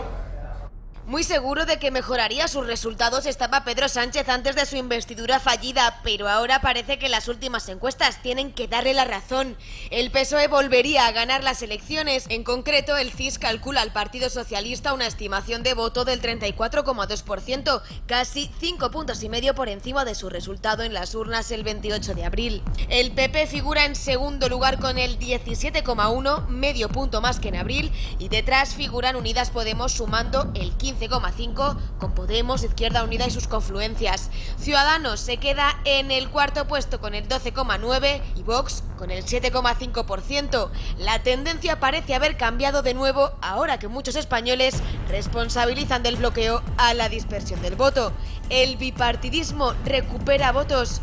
Esta sería la estampa postelectoral según Tezanos, muy parecida a la del mes de abril. El bloque de izquierda ganaría al de la derecha, unos datos que no incluyen la irrupción de un nuevo partido, el de Errejón, algo que desde el PSOE ya intentan tirar abajo. El partido de Errejón juega en otra liga, una liga distinta, la liga del barullo, la liga de las peleas, de los ajustes de cuentas entre Errejón e Iglesias, entre Echenique y Teresa Rodríguez, entre Rita Maestre y Monedero. Desde Ciudadanos critican la cocina de Tezanos. Hace ya meses que desde que el militante socialista Tezanos está al frente del CIS no comentamos los CIS.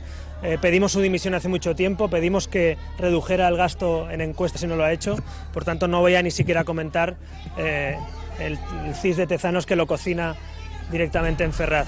El PP directamente ni lo valora porque lo considera inválido, y los de Vox aseguran que lo que quieren es infundir el miedo. Que evidentemente este tipo de encuestas son un mecanismo más al servicio de los partidos políticos, de determinados partidos políticos, para intentar condicionar el voto de los electores, de los españoles, que afortunadamente no son tontos. Un CIS que, por cierto, vuelve a reflejar un récord en la preocupación de los ciudadanos por la política y también un incremento en la abstención. Ese es el vídeo que ha realizado nuestra compañera Patricia Tenorio. Aludías a la encuesta del Español. También hoy ha aparecido una de GAT3. La analizamos hace un instante con Hasél Álvarez. En esa encuesta ya sí se tiene en cuenta el factor más país de Íñigo Errejón. 9,6% de votos a Vox. Perdería 7 décimas, Ricardo, en relación al pasado 28 de abril. También vamos a ver ahora la del Español. Raquel, tenemos la encuesta del Español de este mismo lunes, en la que sí otorgaba un mejor resultado incluso al Partido Santiago Abascal, hasta el punto de quedarse muy cerca de la tercera fuerza más votada en las próximas elecciones generales. Ahí lo estamos viendo. Esta es la del Español. La tercera fuerza sería Ciudadanos con un 12,1 y Vox tiene un 10,2, no un 12, un 10,2. Sí, cierto. Lo cual se quedaría a 1,9 puntos del partido de Albert Rivera. Luego, por la propia naturaleza de la ley, el reparto es muy caprichoso y sobre todo ya lo hemos visto que es lo que sucede en algunas circunscripciones que reparten menos escaños. Yo creo que... Hablaba el propio Narciso Michavila, el director de GAT3, de que el escenario para estas próximas elecciones está totalmente en el aire, que nunca ha habido tal volatilidad, que los señores que se dedican a esto de la sociología están totalmente perdidos. Bueno, puede ser, pero bueno, yo lo que veo en todas las encuestas, más o menos, en nuestro caso, son resultados muy similares con respecto a los del 28 de abril, por mucho que, bueno, la de julio que comentábamos antes de Tezanos y en general las del CIS, ya hemos dicho que son... bueno, todas las encuestas en realidad vemos que son interesadas, pero lo cierto es que también en las encuestas dicen que la fidelidad de nuestros votantes es clarísima, y yo creo que somos los únicos que en un momento dado aportan algo nuevo al panorama político de este país, porque ya hemos visto el fracaso que he comentado antes de estos 4.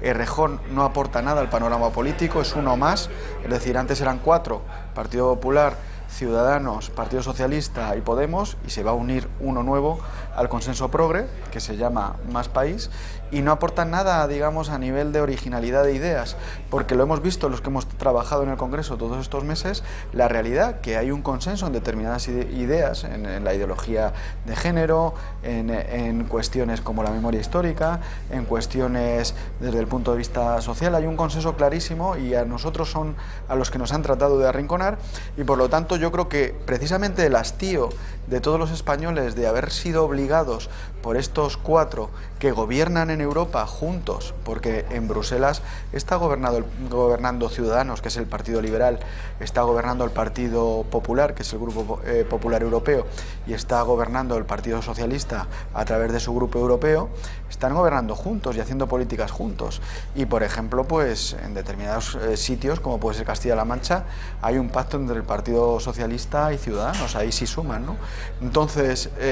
Ricardo, en relación a la campaña electoral que va a llevar a cabo Vox, cosas que han cambiado en relación a la campaña del 28 de abril. Una de ellas, bajo mi punto de vista, muy evidente, que el efecto de la estigmatización quizá ya quede neutralizado, porque la novedad en estas elecciones es el partido de Errejón.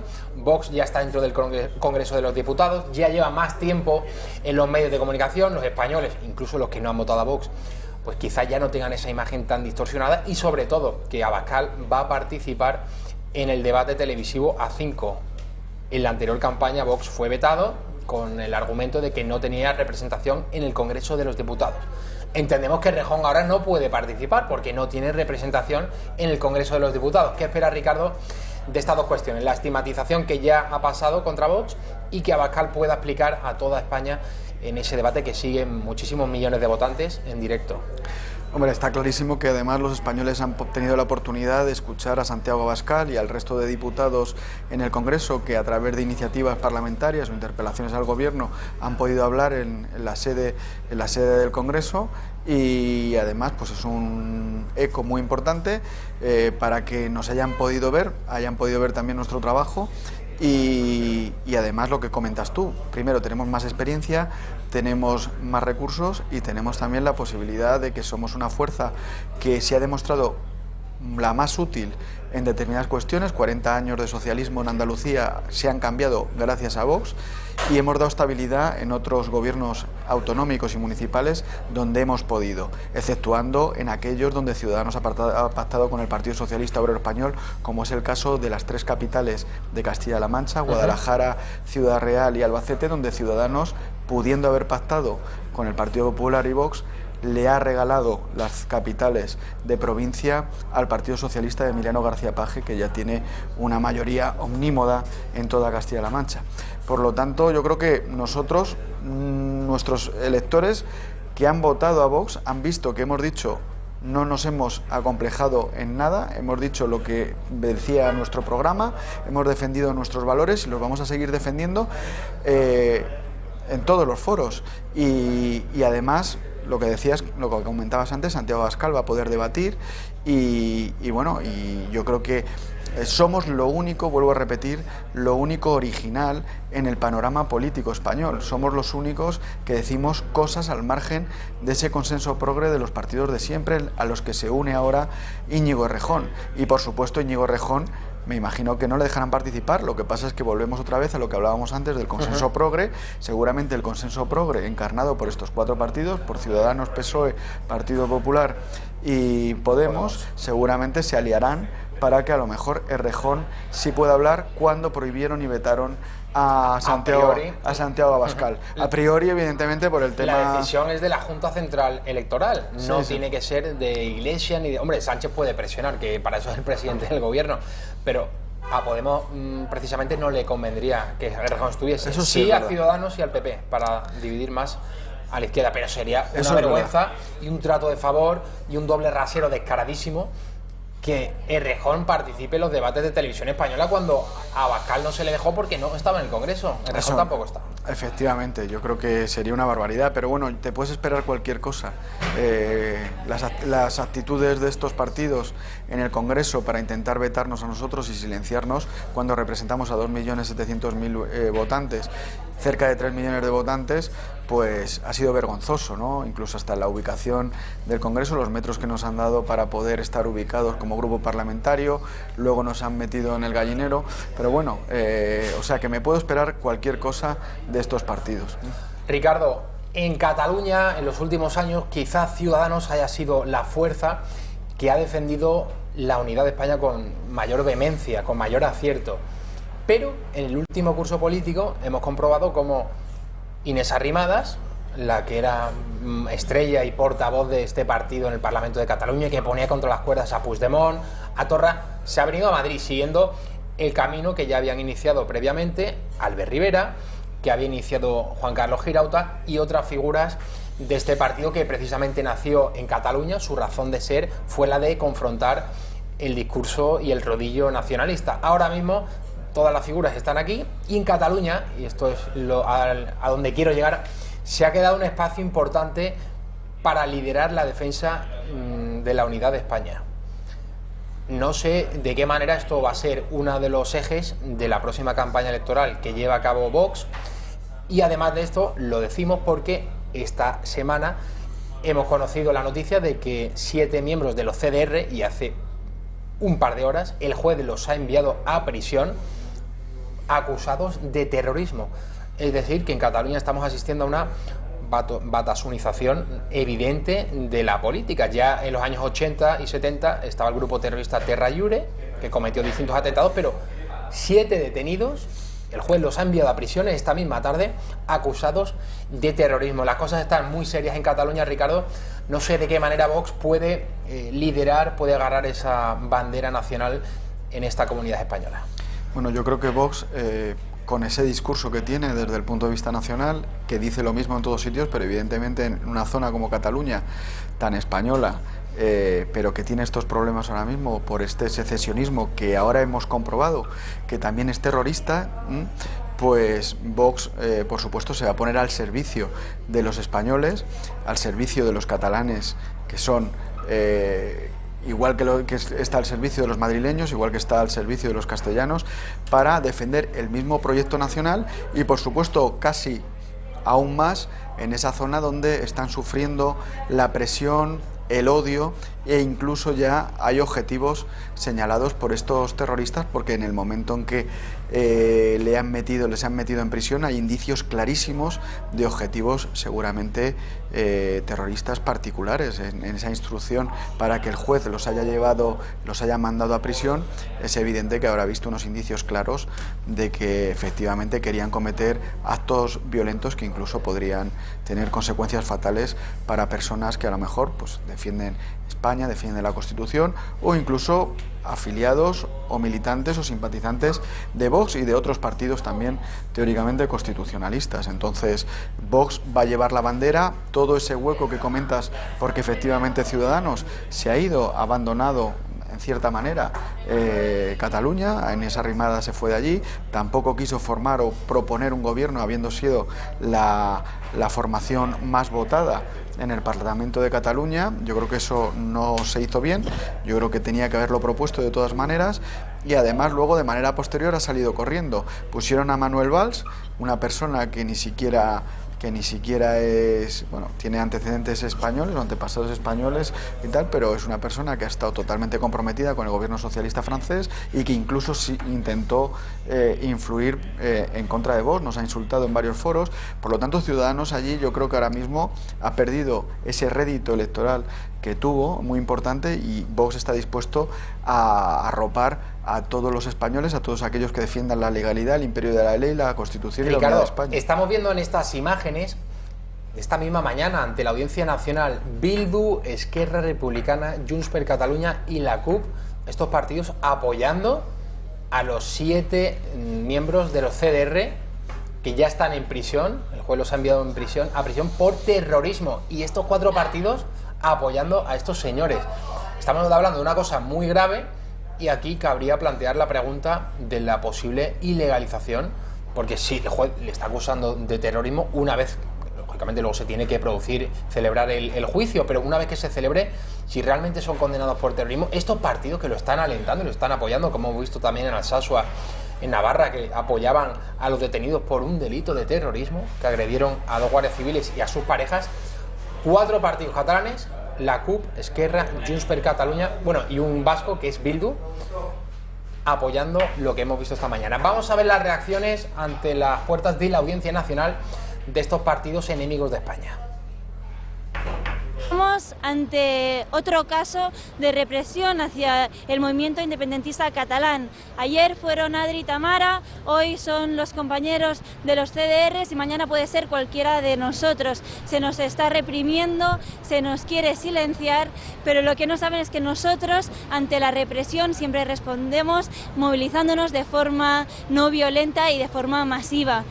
No es casual que este caso salga justamente esta semana. Se está creando un falso relato mediático para justificar una sentencia que seguro que será dura hacia los presos políticos catalanes. Hoy nos encontramos nuevamente ante una operación represiva orquestada por los poderes del Estado, ante un montaje policial repleto de un relato que se ha construido en base a mentiras y sin ningún tipo de pruebas. Entonces nosotros estamos aquí para mostrar nuestra solidaridad, porque si ellos quieren responder a las ansias de nuestro pueblo de defender nuestros derechos civiles, sociales y políticos con criminalización, con represión, persiguiendo al movimiento popular en defensa del derecho a la autodeterminación, nosotros responderemos más organizadas, aún más autoorganizadas, con más solidaridad, con más calle. Pero sobre todo lo que venimos es a decir que no vamos a tolerar más que se compare y que se vincule el independentismo con el terrorismo. Es inaceptable que se pase de ETA a los CDRs sin inmutarse. Hemos demostrado sobradamente que el independentismo es un movimiento pacífico y además es legítimo y vamos a seguir defendiéndolo. Vamos a seguir defendiendo que muchos ciudadanos de Cataluña creemos que lo mejor que puede pasarnos a todos y sobre todo a nuestros hijos es que Cataluña pueda ser un Estado independiente. Claro, ¿a quién se le ocurriría, verdad, vincular separatismo o independentismo con terrorismo? Pues mire usted, señora, en Galicia, Resistencia Galega, en el País Vasco, la banda terrorista ETA, y en Cataluña, Terra Llure, y ahora los CDR. ¿A quién se le ocurría, verdad? Vincular una cosa con la otra. ¿A quién se le ocurriría? Es una locura. O sea, cerca de 1000 españoles que desde aquí riendo homenaje han sido asesinados por el secesionismo terrorista de ETA, que ahí están sus representantes defendiendo y justificando la violencia de unos terroristas que se quieren saltar el imperio de la ley y toda esta gente despreciando lo que es la ley, que es el primer principio democrático, porque la ley precisamente sale del Congreso de los Diputados, es la voluntad popular mostrada en esa legislación, esas normativas que tenemos que cumplir todos, y ellos no hacen caso a la ley e incluso defienden a unas personas que evidentemente en la instrucción se ha visto que tenían objetivos de asesinar o atacar o no sé, habrá que ver esa instrucción, pero vamos, desde luego para que les meta en prisión provisional el juez, yo creo que los hechos son graves, ¿no?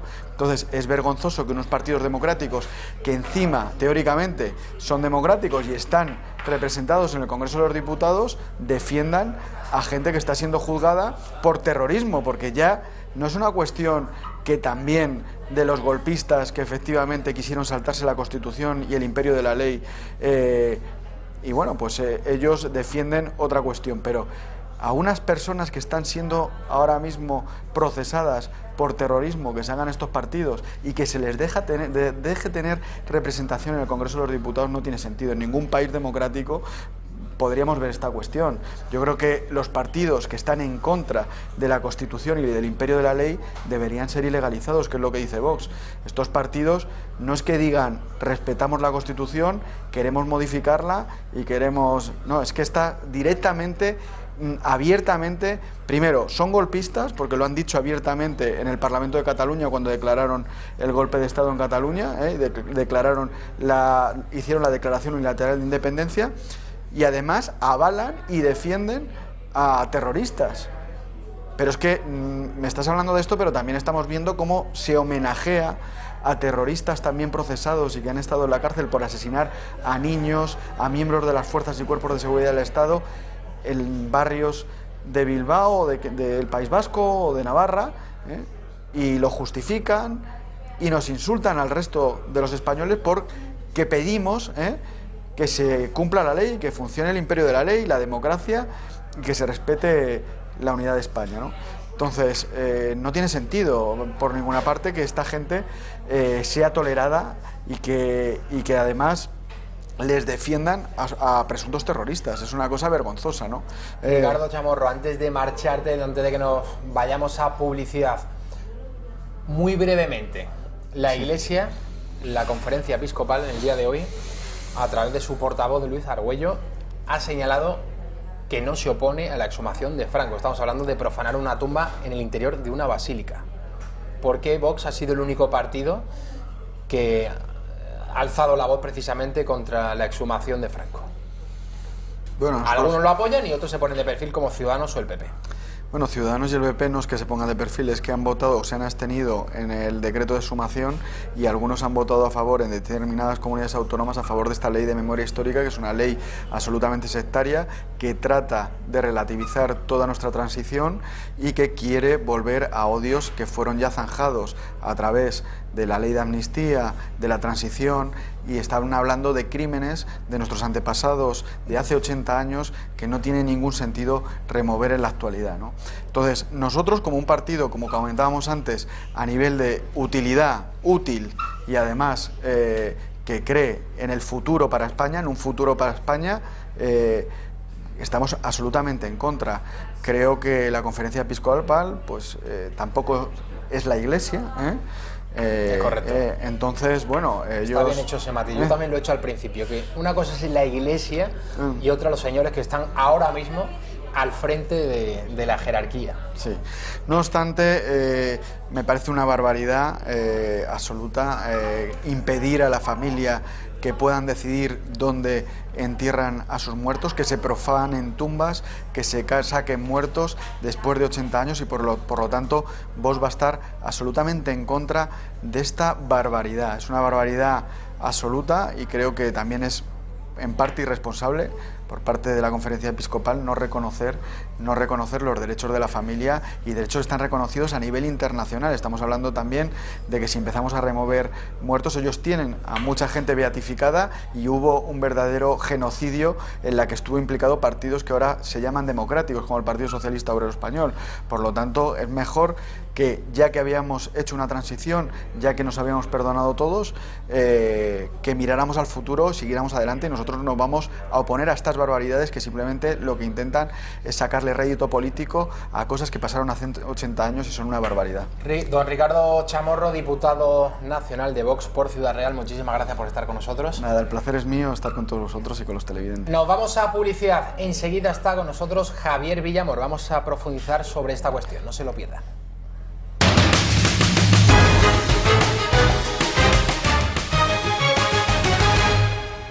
Casi las 8 menos 20 de la tarde, don Javier Villamor, el hombre que tiene las vacaciones más largas después de Pedro Sánchez. Javier, muy bienvenido. Eso me lo vas a recordar todos los días que venga aquí, ¿no? Naturalmente, porque es San Benito ya. Siento una profunda envidia, lógicamente. Bueno, pues muchas gracias.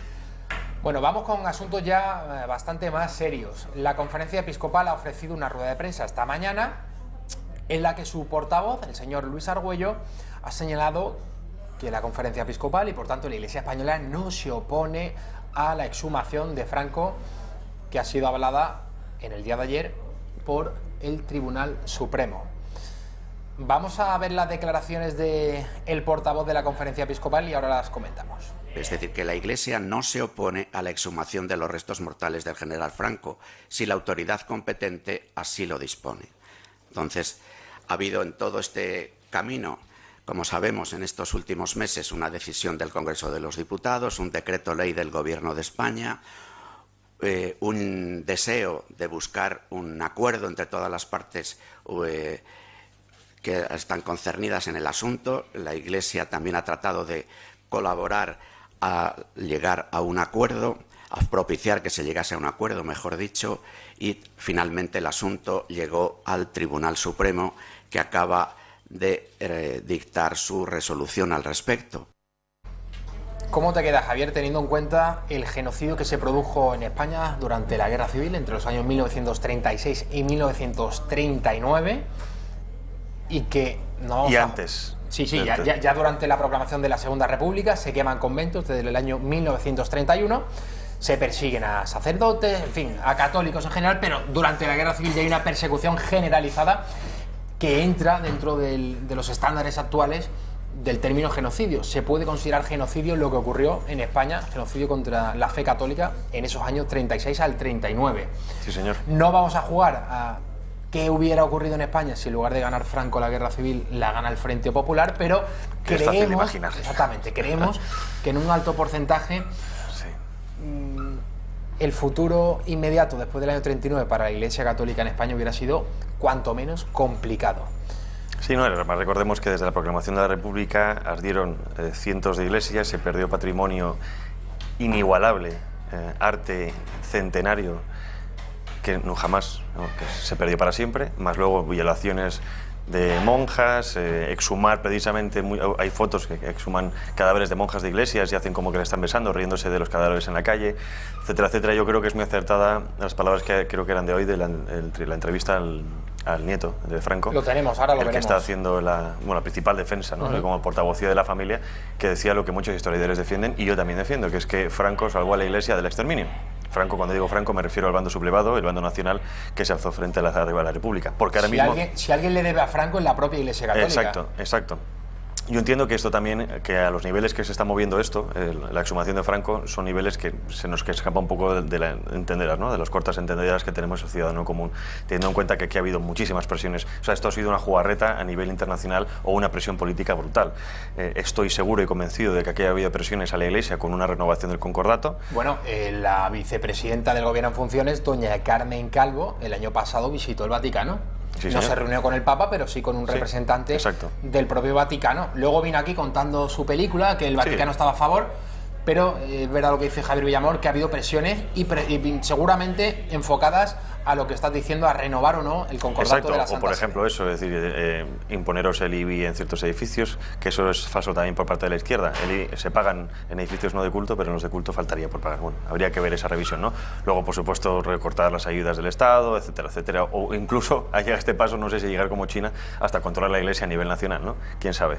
El problema es que aquí hay varios frentes de batalla. Está el frente de la familia, que lógicamente va a recurrir la sentencia, bueno, cuando salga la sentencia, que todavía no ha salido. Correcto. Solo es un fallo, habrá que ver los matices de toda esta sentencia, pero van a recurrir en principio tres partes, que son la familia como representación por parte de la libertad religiosa, el derecho de la familia a elegir dónde enterrar a los restos de su familiar, luego la abadía, o el valle en sí, porque es un recinto religioso fuera de la legislación corriente. Correcto. Teniendo en cuenta que es precisamente un pacto entre derecho canónico, derecho internacional, que no puede ser violado por ninguna constitución, ni menos la española, que se hizo después.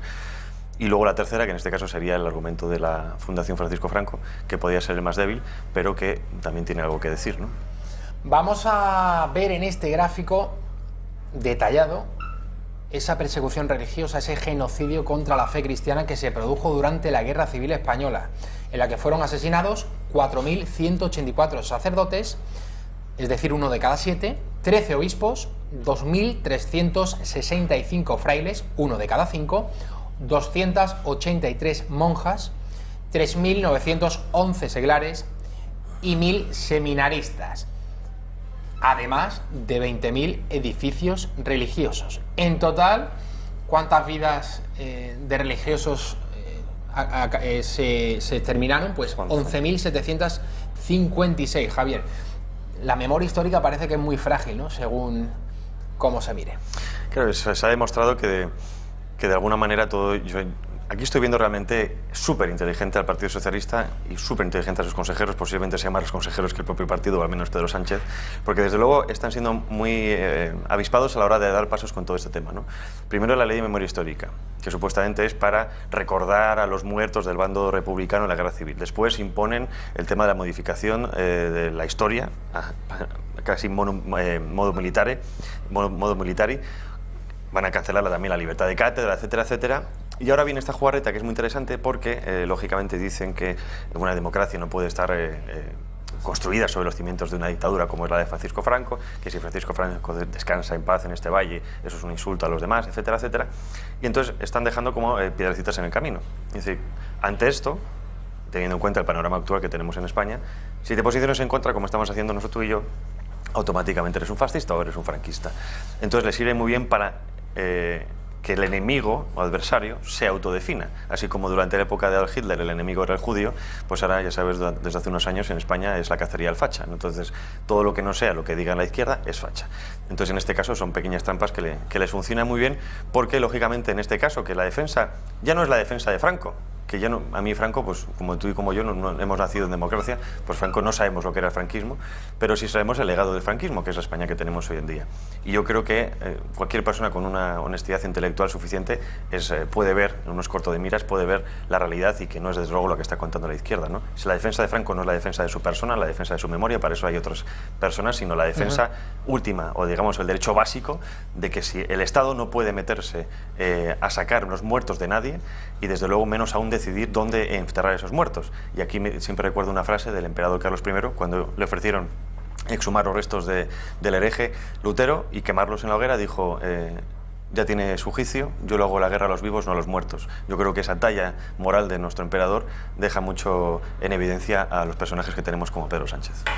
Sin ninguna duda. Vamos a emitir la entrevista que ha concedido en el diario El Mundo uno de los nietos de Franco, Francisco Franco, Martínez Pordio. La actitud de la Iglesia nos ha producido una gran decepción.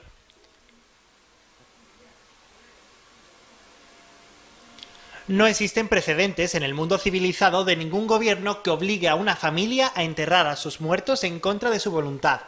La ley de memoria histórica será el instrumento más liberticida de nuestra reciente historia, y todo con la complicidad de Ciudadanos y el PP, que prefieren ponerse una venda en los ojos sin ver el verdadero motivo de una ley tan perversa como antidemocrática. Ha caído bajo la dictadura de lo políticamente correcto que dicta la izquierda. Ha perdido la guerra de las ideas. Podría militar en el PP, en Podemos o en Marea, que es lo mismo, carece de principios. La actitud de la Iglesia, con la única excepción de la comunidad benedictina, me ha producido una profunda decepción por lo que tiene de ingratitud. Mi abuelo no solo era un profundo creyente, sino que salvó a la Iglesia española del exterminio físico tras la persecución religiosa iniciada en 1934. Le devolvió todos sus bienes incautados por la República y le concedió, para mí, un poder inmenso en materia social, por el que se ha criticado a mi abuelo. Bueno, pues así se escribe la historia. Lógico que la familia Franco no entienda la postura de la Iglesia española, a la que, desde mi punto de vista, tanto debe a Franco. Es que no solo eso, yo no entiendo, por ejemplo, la postura hasta de un juez dentro del Tribunal Supremo que ha salido a la luz, que José es de Luis Opus. Requero. Además, hace muy pocos días, creo que fue a finales de la semana pasada. Tenemos, perdón, Javier, Sí, Raquel, sí. tenemos del día de ayer ese gráfico en el que mostramos esos 6 magistrados de la Sala del Supremo que han sido los que han adoptado la decisión, por cierto, unanimidad, ¿eh? Eso Los te iba a 6 decir ahora. dando luz verde, avalando la exhumación de los restos de Franco. Hace unos días, apenas, sí, creo que fue al principio de semana o ya a finales de la semana pasada, había un artículo que decían que no había, que precisamente estaba el Tribunal Supremo dividido entre partidarios y contrarios. 5 días después o 6 días después resulta que todos están a favor. Aquí también estamos viendo unas presiones brutales a nivel político al Tribunal Supremo, es decir, la separación de poderes no existe. La democracia en España no existe. Repito lo de siempre, esto es una partitocracia donde esos personajes que ya de cierto nombre en la historia suelen camuflarse dentro de la estructura de la nación y lógicamente tirar para sus propios intereses. Esto yo creo que es una muestra de esas, y con perdón de lo que voy a decir, es una muestra de esas políticas, si nos entendemos a la historia, más liberales dentro de la masonería, que odian, digamos, a la Iglesia Católica y odian a Franco, porque creo que ha sido la única figura en toda la historia en acabar con la masonería y con el comunismo en el mismo territorio y a la vez prácticamente. Entonces, lógicamente, entiendo que esto no se le perdone y esto, al fin y al cabo, es una revancha histórica contra Franco. Esto no tiene nada que ver con el derecho de los muertos ni nada. La ley, efectivamente, la ley de la memoria histórica no... Lo veíamos ahí, Raquel, los jueces, efectivamente, del Supremo que avalan la exhumación de Franco.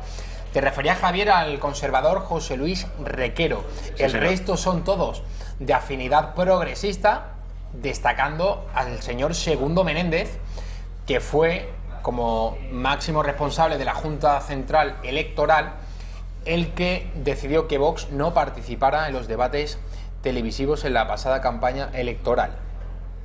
Sí, no, está claro que cuando dicen que la la justicia no está politizada, yo creo que no sé si de verdad se lo creen o nos toman por estúpidos, ¿no? Pero se ve todos los días, se ve que desgraciadamente a día de hoy en España no somos iguales ante la justicia, depende de quién y de para quién tienes unos réditos o unos valedores u otros, y lógicamente si caes en el lado malo de la historia, pues prepárate a la condena de la olvido, ¿no? Como lo hacían en el Imperio Romano, que es prácticamente lo que quieren hacer con Franco en este caso, que es borrarle de los anales de la historia para pretender, o según ellos pretender para ellos, que nunca existió, o que al menos lo que hizo no fue con las razones por las que lo hizo, es decir, blanquearse a sí mismo su pasado dictatorial, genocida, como quieras llamarlo, criminal, de Partido Socialista por un lado, UGT y Partido Comunista de España.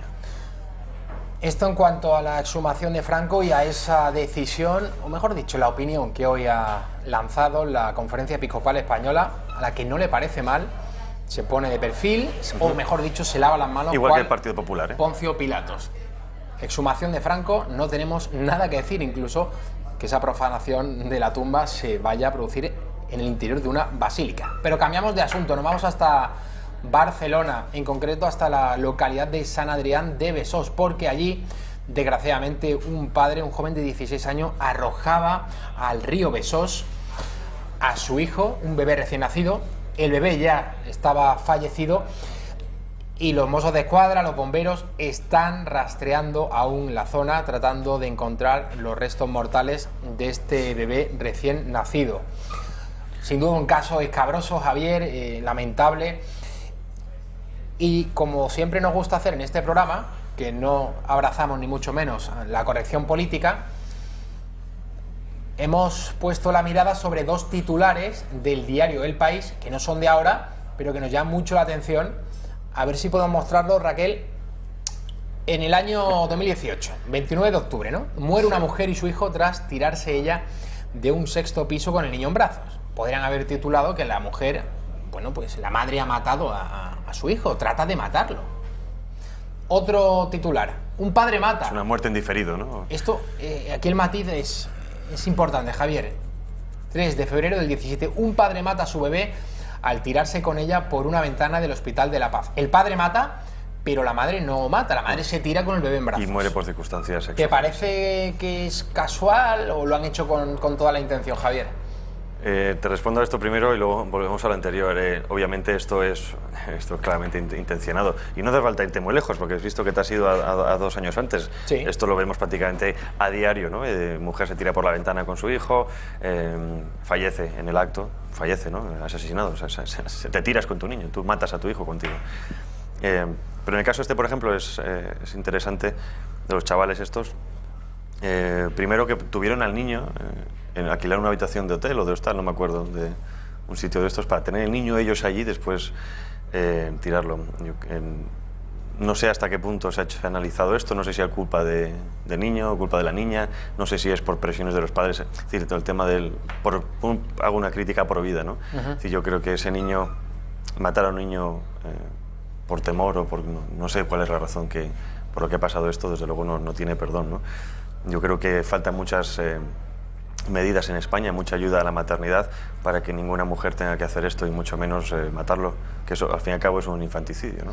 Javier, ¿sabes que Pedro Sánchez, presidente del Gobierno en funciones, está en Nueva York a propósito de esta cumbre del clima? Haciendo el ridículo, me han dicho, creo. Bueno, ¿y cuándo no? Cabría preguntarse sobre el señor Sánchez. La invitada estrella ha sido la señorita Greta Thunberg, de 16 años, y estos días que ha tenido el señor Sánchez en Nueva York le ha dado tiempo de entrevistarse, por ejemplo, con Rouhani, con el presidente iraní. Vamos a ver las imágenes, Raquel, ahí lo estamos viendo.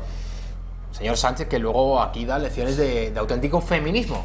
Bueno, estos son las relaciones internacionales. En fin, tampoco entre otros, no va a tener que saludar a Rouhani. Esto está dentro de la normalidad, ¿no? Obviamente. Entre los países. Irán es un país soberano y hay que respetarlo. Eso es. Bueno, el caso es que Víctor Sánchez del Real le ha recordado a través de las redes sociales al señor Pedro Sánchez lo siguiente. Vamos a verlo. Siguen sin saludar a mujeres, pero a Pedro se le borra en la primera cita el feminismo ante cualquier ayatolá que ahorque homosexuales y está a punto de escalar un conflicto armado nuclear.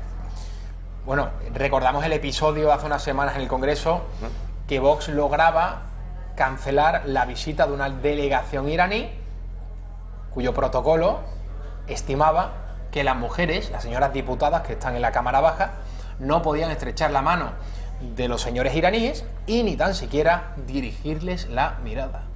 Sí, creo que te lo dije en su momento. Me parece bien esta actitud de Vox frente a un régimen islamista como es el de Irán, pero me gustaría verlo fuera de Irán. Es decir, si esto es una actitud contra una pretensión machista dentro de la cultura islámica, esto debería hacerse para todos y cada uno de los países musulmanes. Totalmente es decir, de acuerdo, desde nuestro querido amigo Marruecos hasta nuestro otro querido amigo Arabia Saudí. ¿Cómo sabía que lo ibas a decir? Aquí vienen, es que cuando vienen aquí nos flexionamos perfectamente, casi que podemos besar el suelo como si estuviéramos rezando a Alá. Correcto, se han hecho negocios y se siguen haciendo negocios siguen con Arabia Saudí. Exacto, y con Marruecos, al que le pagamos. Se presenta como un aliado del Islam fetén cuando no es así. Tenemos a Pedro Sánchez regalando 58 millones de euros o no sé cuántos millones de euros a Marruecos para que se encargue de la seguridad en la valla y resulta que encima cada 2 por 3 se nos cuelan unos cuantos, ¿no?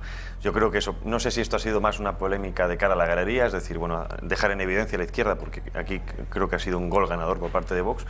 Pero también me preocupa que esto solo sea por bueno, esa información que salió hace tiempo de que a Vox le financia un grupo opositor iraní, entonces esto es una especie de cumplir con ese dinero de cara a la opinión pública general para hacer daño a Irán dentro de una estrategia internacional que está planificando Israel para, bueno, en fin, ya sabes, estos líos que tampoco quiero liar mucho a la clientela, pero desde luego es complicado. Escrito por el propio Pedro Sánchez desde la ONU a propósito del franquismo y de la entrada de España en la Organización de las Naciones Unidas. Vamos a verlo.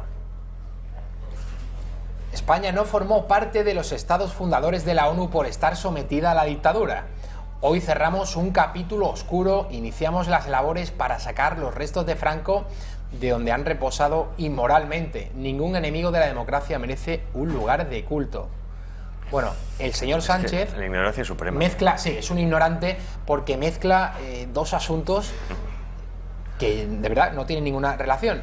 Para empezar, lo primero, ¿dónde falla? España entró en la ONU en los años 50, don Javier. En los años 50 España ingresó en la Organización de Naciones Unidas. Esto es el presidente del gobierno, que trata de dar lecciones. Los asesores de historia no son nada buenos de Pedro Sánchez, eso seguro que no. Y luego lo segundo que me llama la atención de este tuit es que Franco, por lo visto, sus restos han reposado en el Valle de los Caídos de manera inmoral. Franco jamás pidió, y en su testamento así lo recoge, no pidió ser enterrado allí. No. Esto fue cosa, y hay que decirlo, de Juan Carlos I, Casa Real, jefe del Estado, rey de España, ahora ya rey emérito, pero esta decisión la adoptó el rey Juan Carlos. Recordemos dos cosas. El minuto de silencio en la ONU cuando murió Francisco Franco. Sí, señor. Que eso no lo recuerda aquí o no se quiere recordar. Segundo, la presión, cuando hubo las presiones de la ONU a Franco, esa presión internacional, la grandísima manifestación en la Plaza de Oriente, cuando si ellos tienen ONU, nosotros tenemos dos, ¿no? O sea, dentro de su humor que nos caracteriza al español. Pero vamos, que aquí se ve la poca talla de este hombre, es decir, es una obsesión perpetua, es la manipulación constante con tal de sacarle de su sitio, de su reposo histórico, y la venganza del que sabe que tiene que intentar ganar una guerra 80 años después. Es que no hay otra cosa. O sea, así es como se debe entender la ley de memoria histórica, no hay otra manera. Creo que no nos da tiempo, Raquel, a escuchar las declaraciones de Donald Trump en la ONU. ¿Es así? Vamos a escucharle, rápido. The truth is plain to see. If you want freedom, take pride in your country. If you want democracy, hold on to your sovereignty. And if you want peace, love your nation. Wise leaders always put the good of their own people and their own country first. The future does not belong to globalists. The future belongs to patriots. Pues toda la razón, el futuro no es de los globalistas. ¿Puedo aplaudir? Es de los patriotas. Nos vamos a marchar, Javier, aplauda usted tranquilo. Volvemos mañana a las 6 de la tarde, le dejamos con Pulso Económico. Recuerden que si están hartos de la corrección política, este es su programa.